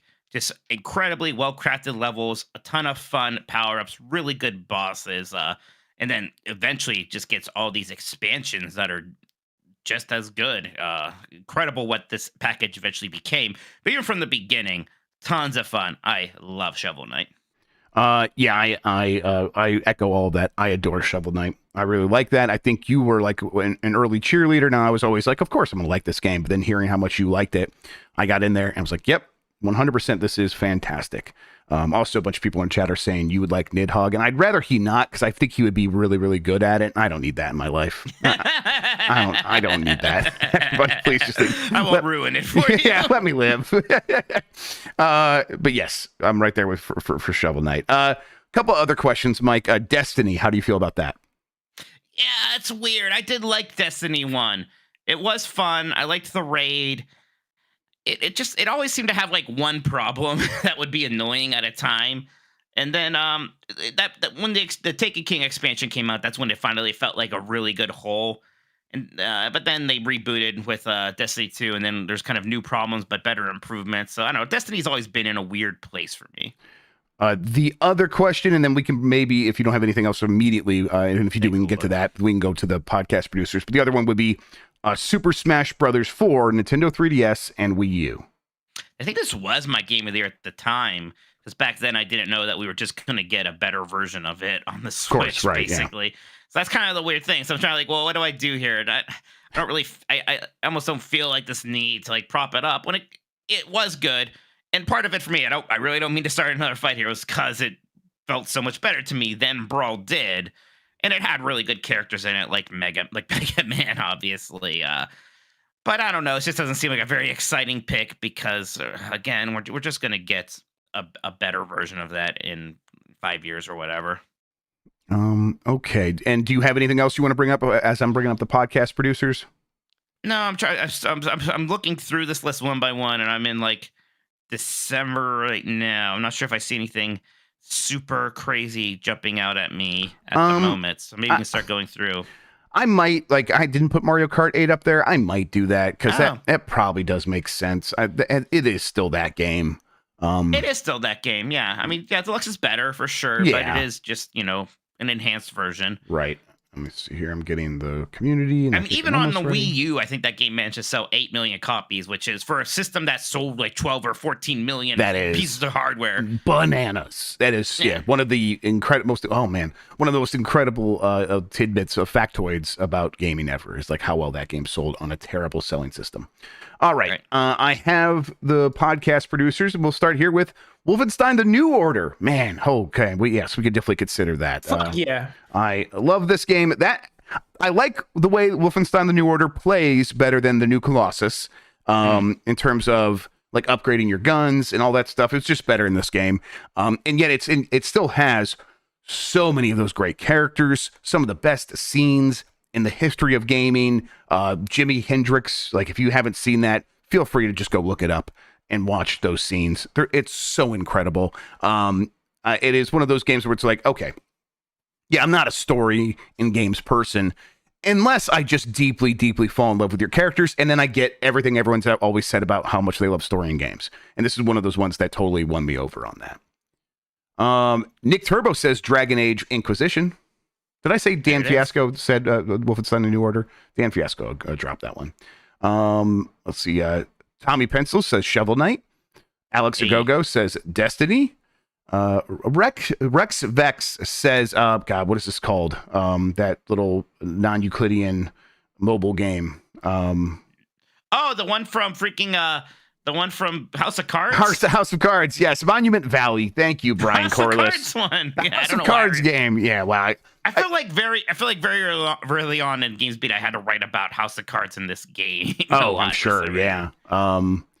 The guy that character in House of Cards is based on is the guy that wrote the book about The Room. That movie was the adaptation was eventually based on. It's weird. Monument Valley was very good. I liked Monument Valley a lot. I never played a whole. You never played it? Okay. Yeah. Not a whole. I think I played a little bit at some point. Nothing crazy. It's very much like, hey, that's one of the good ones when it comes to mobile games. Is how I always felt about it. Right. Jamie H. Christmas Eve says A Realm Reborn. Wait, Mike, did that come out in 2014? Wait a second. Oh my god, that is right, isn't it? This keeps Yes. celebrating. Well, I played it in 2013. Whoa. No, but yeah, this came out 2014. No. It originally came out in 2013. Windows and PlayStation 3 first. Okay. Did I miss it last year? You missed it last year. Yep. There it is. Well, Shame on you. Should have been number one last I year. love A Real Reborn, but can we save like the Final Fantasy slot for whenever Shadowbringers? Yeah, I comes might up? actually consider some expansions here at some point. We'll Maybe see. Stormblood. Well, yeah, because we can talk about. I mean, What? if we're talking about expansions, I think is this the year that Reaper of Souls for Diablo 3 came out and made that game It good? is. It is that Pretty year. good. Yeah, that's a good. Well, That's let's see if anyone mentions that, because if it does, we'll see. This is what was going to be one I was going to ask you about, Mike, from Low Rule, Donkey Kong Country Tropical Freeze. Now, I know we are not the biggest lovers of this game. I do still think it is a good game, though. I also think it's a good game. I think it is slightly overrated, perhaps. Not in some big way, not in some I want to like present my hot take way. I just think it is maybe ever so slightly overrated. But I do like it, and I wouldn't be upset about considering it. Yeah, I think I'm mostly on board with what you just said. Okay. Flobotron says Metal Gear Solid 5 Ground Zeroes. This is the precursor game, right? This is kind of like the not quite a demo, more of like a prologue. It's very good, very fun to play. I just have a hard time not thinking about just how weird they had to make the stuff with Paz and Chico in this, because they made it real weird, real dark, graphic, upsetting. Yeah, so maybe that's a me problem, but it is very fun. But look, it is like this. It is a small thing. Yep. Let's see here. Liwo says Mario Kart 8. Definitely up for consideration. Crangus McBasketball says Shadow of Mordor. Cromulent Eden says Hearthstone. Joy Z. Is this Bayonetta 2? Bayonetta 2, right? She said someone fighting on the back of a jet. Was that really? It is Bayonetta 2, yes. Is that really 2014? Yep. Oh. Holy shit, Bayonetta 2 fucking rules. Guess we better consider Bayonetta 2 then. We are going to consider Bayonetta 2. You're right. There it is. All right, yeah, we'll consider Bayonetta 2. Bayonetta 2 is hot shit. I like that game a whole bunch. That's fun stuff. Corley Poo says Titanfall. Bopo Boptasy Bobfin Rebop says South Park The Stick of Truth. Chaos Buckaroo says Shantae and the Pirate's Curse. I like that game. Oh, that's the one I've actually played all the way through. I think most people do say it's the best one, actually. And yeah, it's actually it is very good. I like it. I almost wish it was even more of a Metroidvania than it is, even though it is in a lot of ways. It kind of like stops and tries to do like, hey, like explore the town. Some Castlevania 2 stuff every now and then, which is fine. But Shantae's always fun. I don't know if it's like top 5 material for me, but I like this game. Casual says Pokemon Omega Ruby and Pokemon Alpha Sapphire. Yeah, they're fine. They're fine. They're well done remakes. They don't light my world on fire or anything. Two-time champ avoiding the banhammer says Super Smash Brothers for Wii U. Slane says Divinity Original Sin. You know, I never touched this one. I played Divinity Original Sin 2, though, of course. Yeah, This is pretty good, but it's not Original Sin 2. I feel like this is like a good base game. Is it like Witcher to Witcher 2 or Witcher 2 to Witcher 3? Does that make sense? Yeah, it makes sense. It's Witcher 2 to Witcher 3. Okay. Yeah. You know, I mean, I always heard good things about this game, but yeah, it seemed like it really popped off with the sequel. Bench JC says Skylanders Trap Team. Man, I wish I could just play through Skylanders, all the Skylanders That's your games. series? That's your actually you my fantasize? series. That is legit it. I mean, yes. I mean, how many of those were there? Were a lot of There was those. one per year for like at least 5 years, probably Insane. more.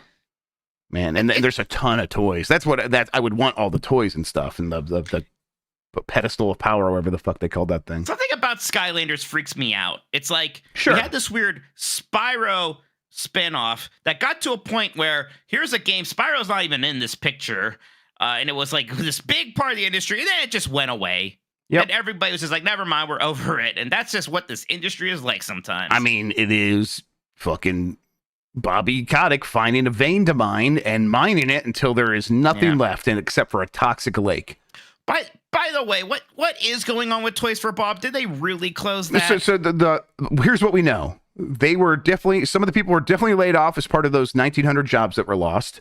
It doesn't seem like it was the whole team, but their physical offices have been closed.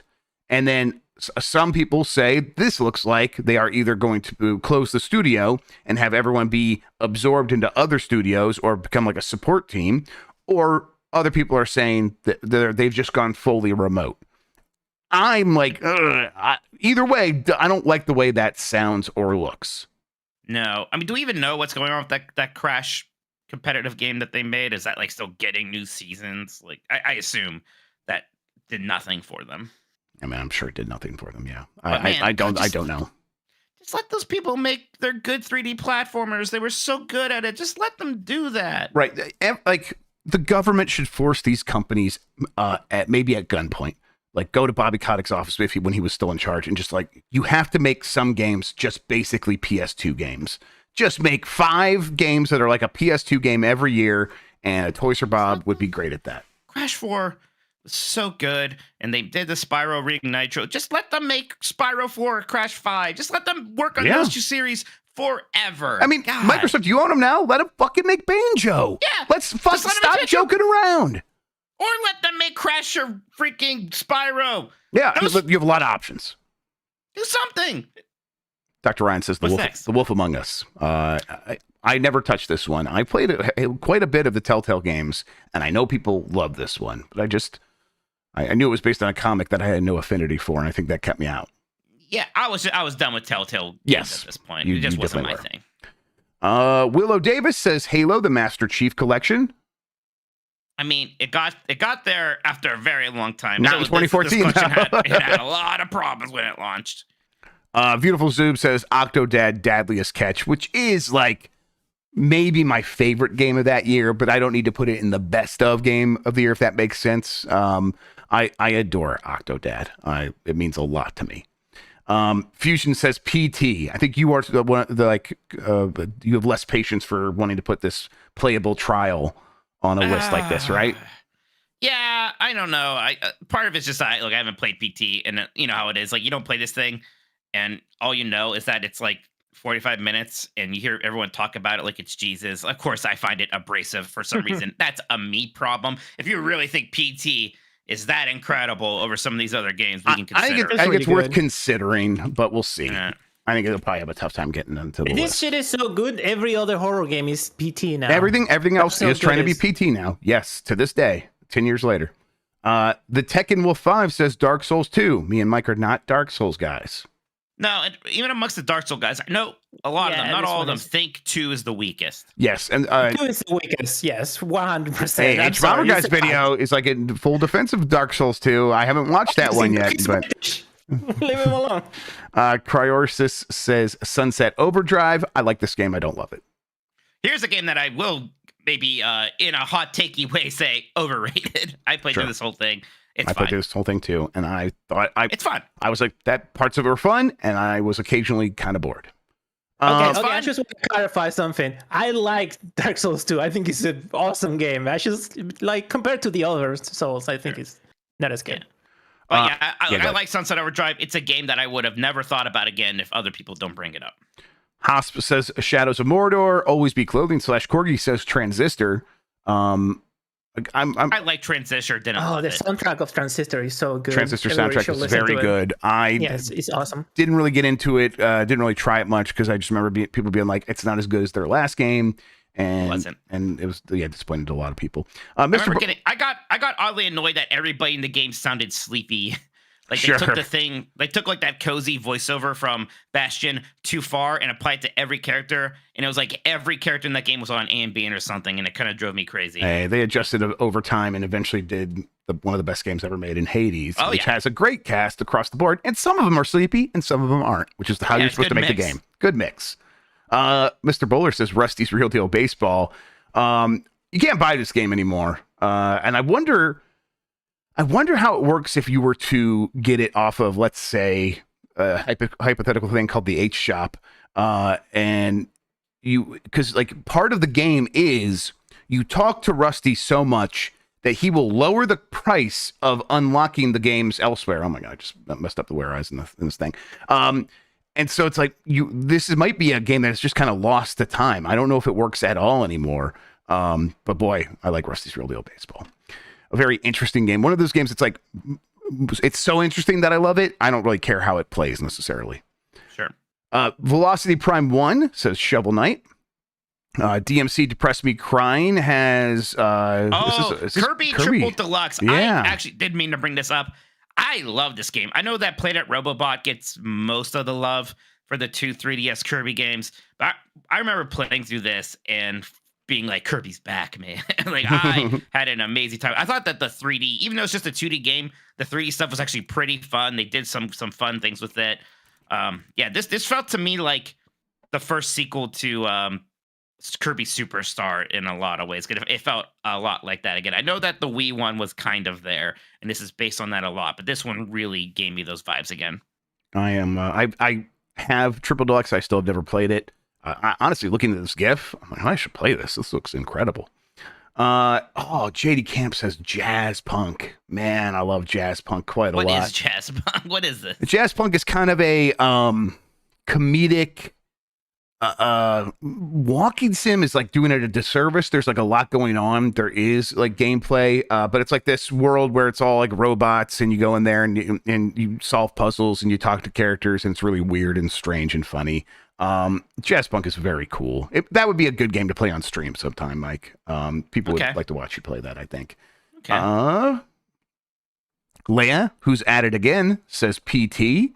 Zipsis says Alien Isolation.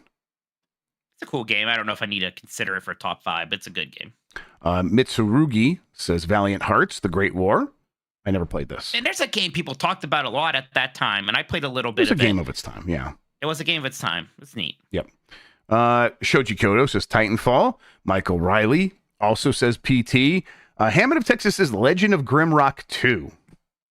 Oh gosh, there's another game that's We are very deep into just lots of indie game territory, and there were ones popping off over the place. It's funny to like, here's the ones we still talk about, and here's the ones that not are like entirely forgotten, but haven't thought about Legend of Grimrock 2 or this next one a lot lately. Yeah, Luftrausers, which I love. I think it's got. I like the look. It's a good game, but I just love the look. And yeah, but no one. You're right. No one talks about that one. Like Binding of Isaac Rebirth, I think came out this year. That one people still talk about. Like that one's still like Some people love that it's in game. constant rotation for a lot of people. Yeah, the besties, right? Besties like it, but I think it's got a decent number of like concurrents on Steam all the time. Yeah. People always playing it. Lenny Cool Dick Denver says Wolfenstein: The New Order, and I'm down with that. Oh man, Clink says Jackbox Party Pack. This is the first one, the first party pack that they released. Wow, man, I haven't played You Don't Know Jack just straight up in a while. That's fun. We should do that sometime. Yeah, we definitely should. That would be fun if we should. I want to play some You Don't Know Jack. That'd be good. Yeah, we should. We could. We'll find a like UPF to have fun with something like that. Yeah. Again. You could do a UPF where you play this and like the Reef Tracks game. Yeah, just all those games. That'd be great. I was like a big OG You Don't Know Jack fan. Like I would play those original CD-ROMs all the time with my brothers. With like you played on one keyboard, one person pressed P to get in, the other one pressed Q to buzz in. Oh, it was a good time. Yeah, I liked man. You Don't Know Jack was like a surprisingly huge series early on. I was super really into that. funny actually. It was really funny. Super Harmon says Captain Toad Treasure Tracker. This is one like I know what Captain Toad is, and I played it here and there. Never played through it, and I still want to at some point. Same. Adam GC says Bayonetta 2, which is a fantastic game. Domino Crossing says Donkey Kong Country Tropical Freeze. Serapis Kane says Drive Club. I know Drive Club has its fans. Isaac Clark says Rusty's Real Deal Baseball. Mex says Tropical Freeze. Screaming Madden has a Freedom Planet, but also found a way to Photoshop John Madden and what's his name from the Seahawks on here. God, I can't remember his name. I forget. If you don't know, I keep meaning to play Freedom Planet. For people who don't know, Freedom Planet plays like right? It plays like the old Sonic games with a lot Richard more. Sherman, thank you, M. and Goldie. A lot more like furry story stuff in there. There's a sequel that people like a lot too. Octo mentioned Threes, which is one Threes. I like Threes. I don't love it, mostly because I couldn't unlock my brain to be very, very good at Threes the way some people were, and the way I'm at some other puzzle games. This was just not my puzzle game, so I mostly just appreciate that Threes is very good. Laser Wolf says Destiny. Wong Gifts says, is this a Persona? Danganronpa, right? Danganronpa, Yeah, that's What right. do you call this Persona? Hey, listen, I don't know. It's all Oh, anime gross. characters, and that bear What do looks you like something mean? that could be in a Persona. I don't know. Yeah, I can see this Persona. It's okay, Chef. Don't take shit. He can never hurt me. Big Tony, the Final Fantasy guy, says Super Smash Brothers for Wii U. Villain Max says Titanfall, and Breadfish says The Binding of Isaac Rebirth. I was wondering when someone would actually get to it. Matt Rare Monkey, I don't know what this is. Let's all just look at it. This is Lethal League. Lethal League, yeah. Lethal League, okay. Yeah, this is sort of one of those like okay. mid-hog-ish, like kind of a fighting game, but not quite a fighting game. Right. things. Okay. Yeah, it combines like a fighting game with windjammers. You gotta hit the ball back and forth. Right. Yeah, it's People pretty do good. like this a lot, don't they? Okay. I've very never good. really played it. Yeah. Coxtover, or maybe Coxtuffer, says A Shadow of Mordor. Adam Asleep says Bayonetta 2. Bugadillo says Deception 4 Blood Ties. Yeah, don't know nothing These about that. games are so bad. Good. I don't know. This is it's the one where you put traps around. Pretty sure. You have to like kill somebody. It's a dungeon keeper like.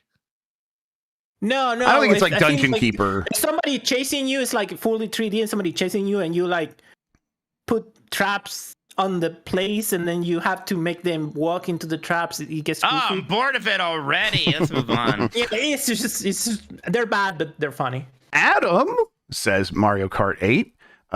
Turbo Sean says Mario Kart 8. Ash Guy says Titanfall. Yeah, man, I'm gonna play some fucking Titanfall. I'll play Titanfall too. I'll settle for that. And that is right. going to do it. All right. Okay. Let's get back over Figure here. this shit out then. So you know what is like I remember the time thing was kind of a weak year, but there's still some really good games. So some games I look back on now with more reverence than maybe even at that time, even though some have fallen to the wayside a bit. Yes. Same. I think there's no obvious consensus number one. No. Like looking. Yeah, I don't think so. So I mean, no, maybe it's Mario Kart 8 for some people. It's not for me, although I can see it making the top 5, sure. Yeah, there's a chance for it to make the top 5. I don't feel the need to put it at number 1 though. But that's the thing. I don't know what I do want to put at number 1 when I look at this. Do you have one that you're like, you have your favorite? Yeah, I want to put Shovel Knight at number 1. I'd be kind of okay with that because I love Shovel Knight. Shovel Knight would be in my top 3 without a doubt if it was just me. So I'm trying to think if there's anything I really feel strongly about putting over that. No, Shovel Knight's fantastic. It's so good. Let's do it. It's so good. And it just kept getting it's still better. The best one of those. Yep. Kept getting better. I could play that right now. Yep. And just have an Shovel amazing Knight's time. fantastic. I do think I want to put Titanfall up on the list at number 2 for now. It can move around though. If it, like that's not like a permanent thing there. Yeah, that's fine. God. I would like Hearthstone on there. Okay, sounds good. Doesn't have to be particularly high. Yeah, but let's just put I it up think there it for should be on there. now. Yeah. Well, okay. So, what about the ones that were game of the year for a lot of people? Dragon Age Inquisition, Shadow of Mordor. I'm not like I don't think hot they and heavy make on it. either. I don't think they make it No. either. And I don't know. They're both good games. They are both good games. Absolutely, without a doubt. The other one that I do feel like I want to get on there is Wolfenstein. Yeah, I know how you feel about Wolfenstein. That's fine. Get Absolutely. Wolfenstein, the New Order, and then I'm down with whatever. If it was up to me, I'd put Nidhogg, but I'm like, I don't feel the need to push something else off for Nidhogg. Sure. How about if it's like- Bayonetta too? Don't Bayonetta- forget about Bayonetta. Oh, what you're saying? You're talking really fast. What was that, Chris? Sorry, don't forget about Bayonetta. Bayonetta. Okay. Bayonetta. Okay, Bayonetta. Sorry. No, it's all right. It's all Argentinian right. pronunciation. Yes. Sorry. Look, I like Bayonetta too. It's definitely my favorite in that series. I see a lot of games here I still do want to get on. People would be mad, but I would put Stick of Truth before Bayonetta 2. I'm not saying collectively we would. I don't think Jeff would agree with that. We still don't have Mario Kart 8 on there. I think Mario Kart 8 makes some sense. Maybe Mario Kart 8 at 5. And I don't even, I'm not some giant Mario Kart person, so if you don't want to do it, I'll go with you. I mean, But it's like it was it is- very popular. It's very with the good, and community. the reason it's still selling is because it has stood the test of time in a way that actually very few games do. Because it's not like it's some live service game. It's like, no, it's just a great It's just a great game, and they like nailed everything about it. The driving feels better than ever. The characters are great. The look, the HD look of Mario Kart 8 is so good, like kind of like timeless. Yes. Yeah, let's put Mario Kart 8 up there. I like that a lot. All right, Shovel Knight at 1, I'm good with. Titanfall 2, I'm good with. You want to move Hearthstone up or down? I don't know. It kind of doesn't matter to me all that much. I guess I would move. I would probably put Wolfenstein above it, but I don't care. No, I like it where it is. Yep, I mean, sounds good to me. my one. I do feel bad about no Bayonetta 2, but for sure. I just don't think there's room. Yeah, Sorry. I mean, it's definitely it's in the conversation. Glad It's right Rachel's there. not here. Feels like it's just getting cut off, but yeah. All right, Mikey, you want to go ahead and read the list for everybody then? Best games of 2024 from bottom to top. Number 5, Mario Kart 8. Number 4, Wolfenstein: The New Order. Number 3, Hearthstone, Heroes of Warcraft, it was called at that time. 2 is Titanfall, and number 1 is Shovel Knight.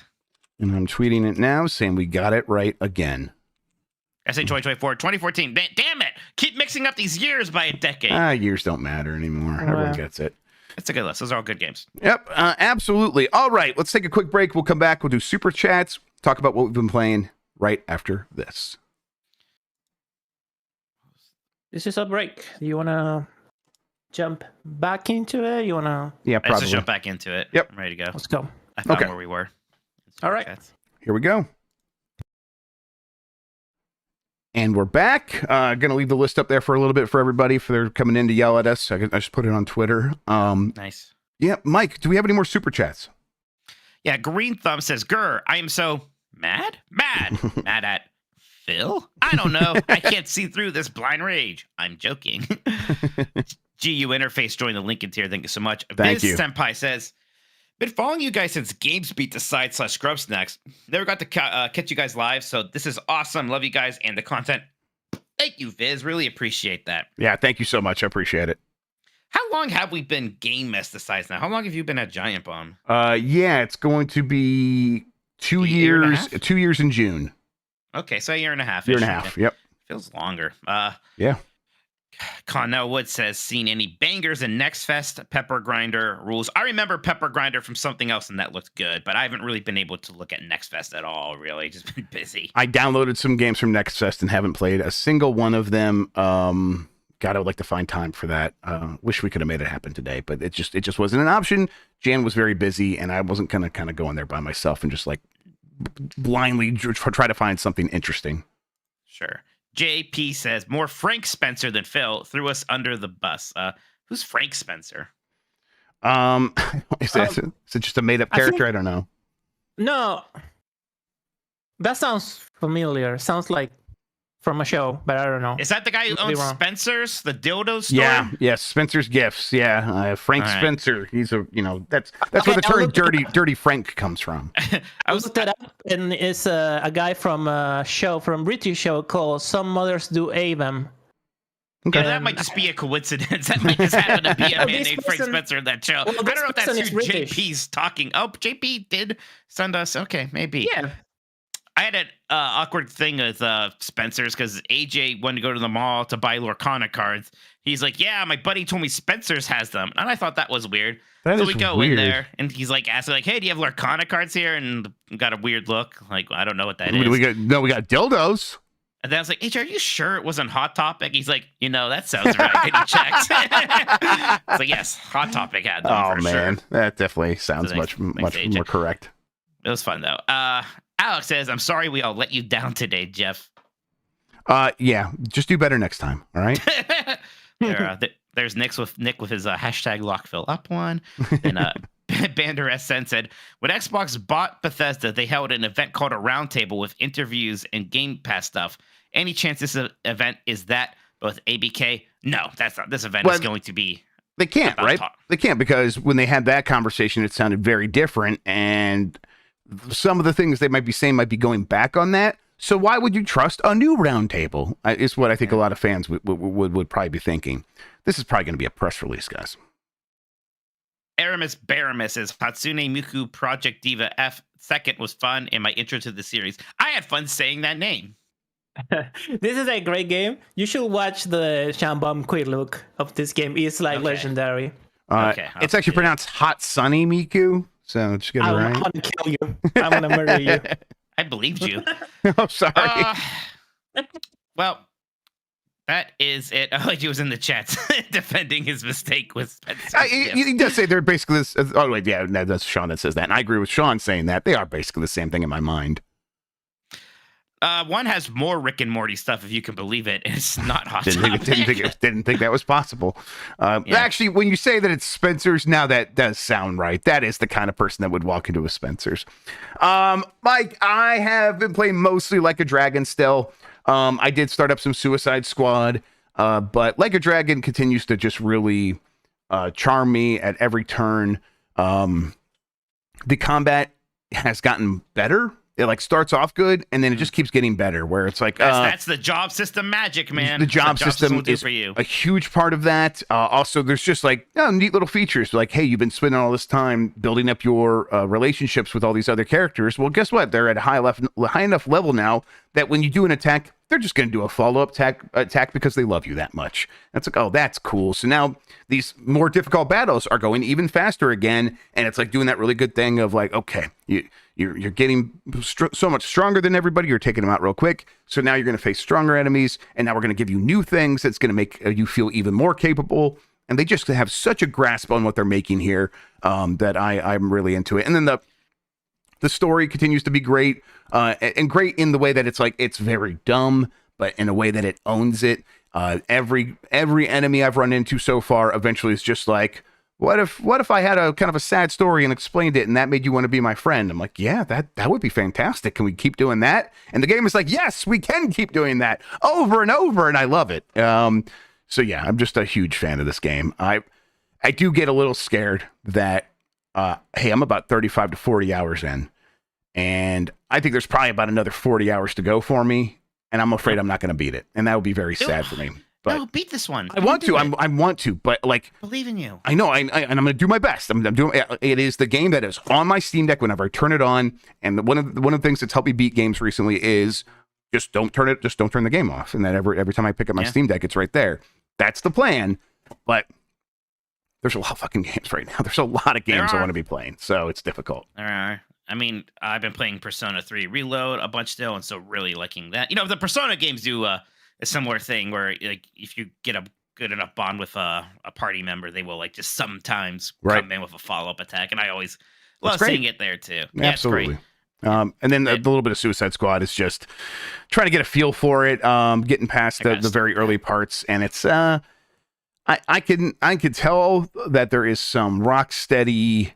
Hey, we spent a lot of time making sure that when you are playing this game, you're having fun, magic in there. It looks expensive. Yes, it looks expensive. Yeah, absolutely, and the character models do look very good. The tech is very impressive. I think Harley Quinn's like face is very striking, the way people say it is. But as soon as you start getting into one of those missions where it's just like you're gonna shoot these faceless hordes for a long time while you wait for a timer to count down or whatever, you know what you're playing. And it's, for me, very disheartening, very discouraging, because I'm like, I just don't have the heart for this anymore. Please just check me out. I want to play something that is interested in doing something new, and this just isn't.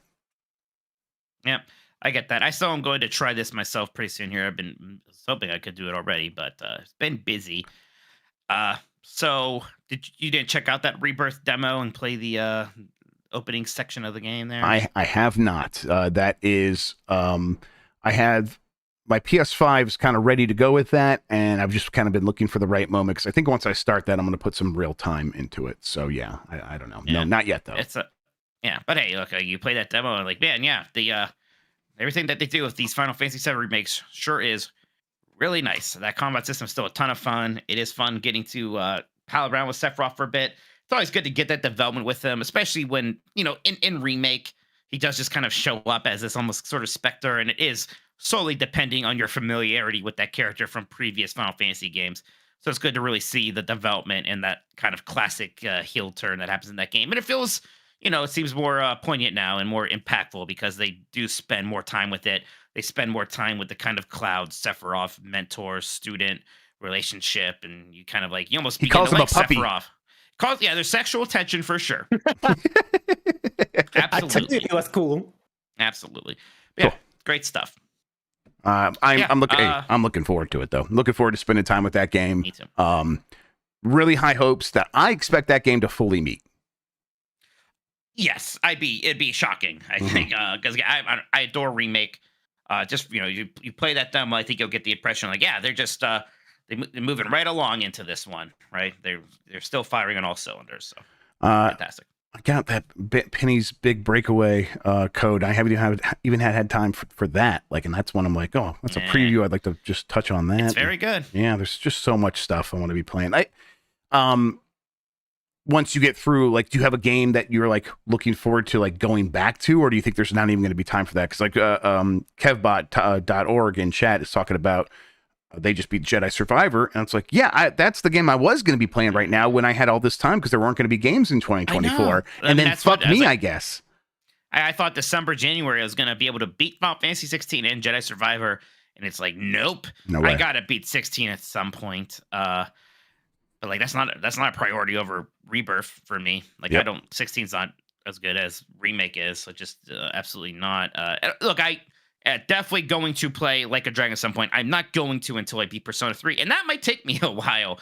I've been playing a bit every night, but I'm still not super far into it. I just did the monorail sequence for people who know, so I still have a long way to go in that one. So yeah, that's kind of where I am. I know that Persona and then Final Fantasy is going to take up a lot of my time in the next month or so. It's going to be a while. Yeah, and then Count of Wood says, I'm sorry, let's see who said it. Someone said that hopefully March is light, and it's like, I'm going to be going to PAX, so I'm going to be busy that way. So I have a lot of travel in March because, I might be going to PAX, so we're dialing that down. I actually have a personal trip, and maybe GDC also. I'm not sure yet. So yeah, there might be a lot of travel in March. We'll see. We will see, Mike. Dragon Dogmas 2 is in March. Okay, and I definitely want to play that. Like, that is one I do not want to miss.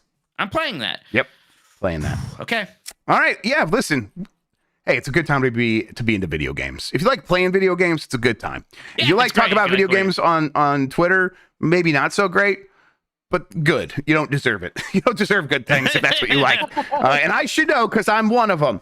Mike, I'm gonna hit the button to get us out of here. Does that sound good? Let's get out of here. Let's go, baby. We're done. Yeah. Hey, Blight Club continues to be a treasure. That you got through 2 levels in Blight Club. People should check that out, huh? Yeah, it was a lot of fun. I was really feeling it. I wonder if I'm going to keep this pace up or hit another really tough wall here, like I did in that Wind Temple area or whatever that was.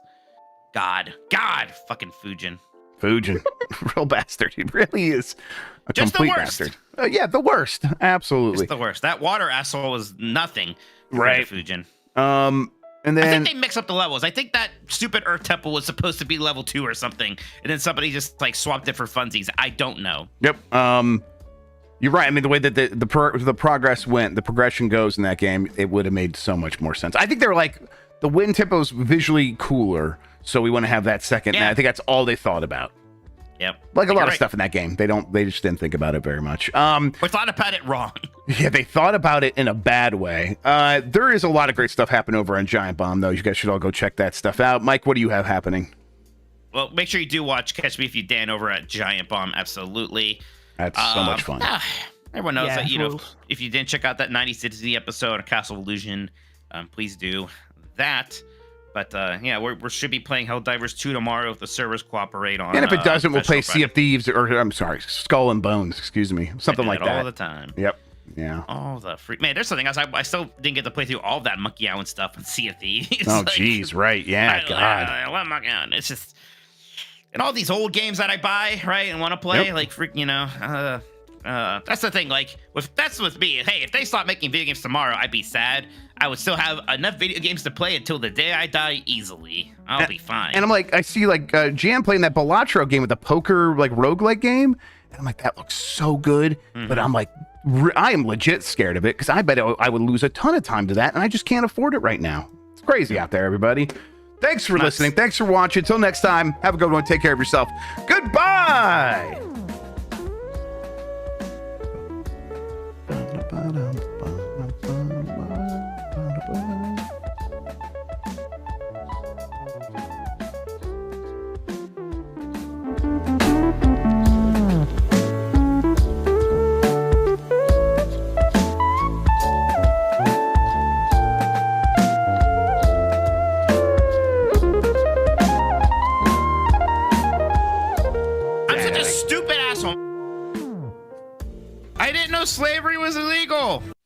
Do I have to show my dick and asshole? 3 inches of girth? What? Oh, we did it at the same time. We're too good. Hi, Jan. Bye, Jan. Jan, bye, Jan.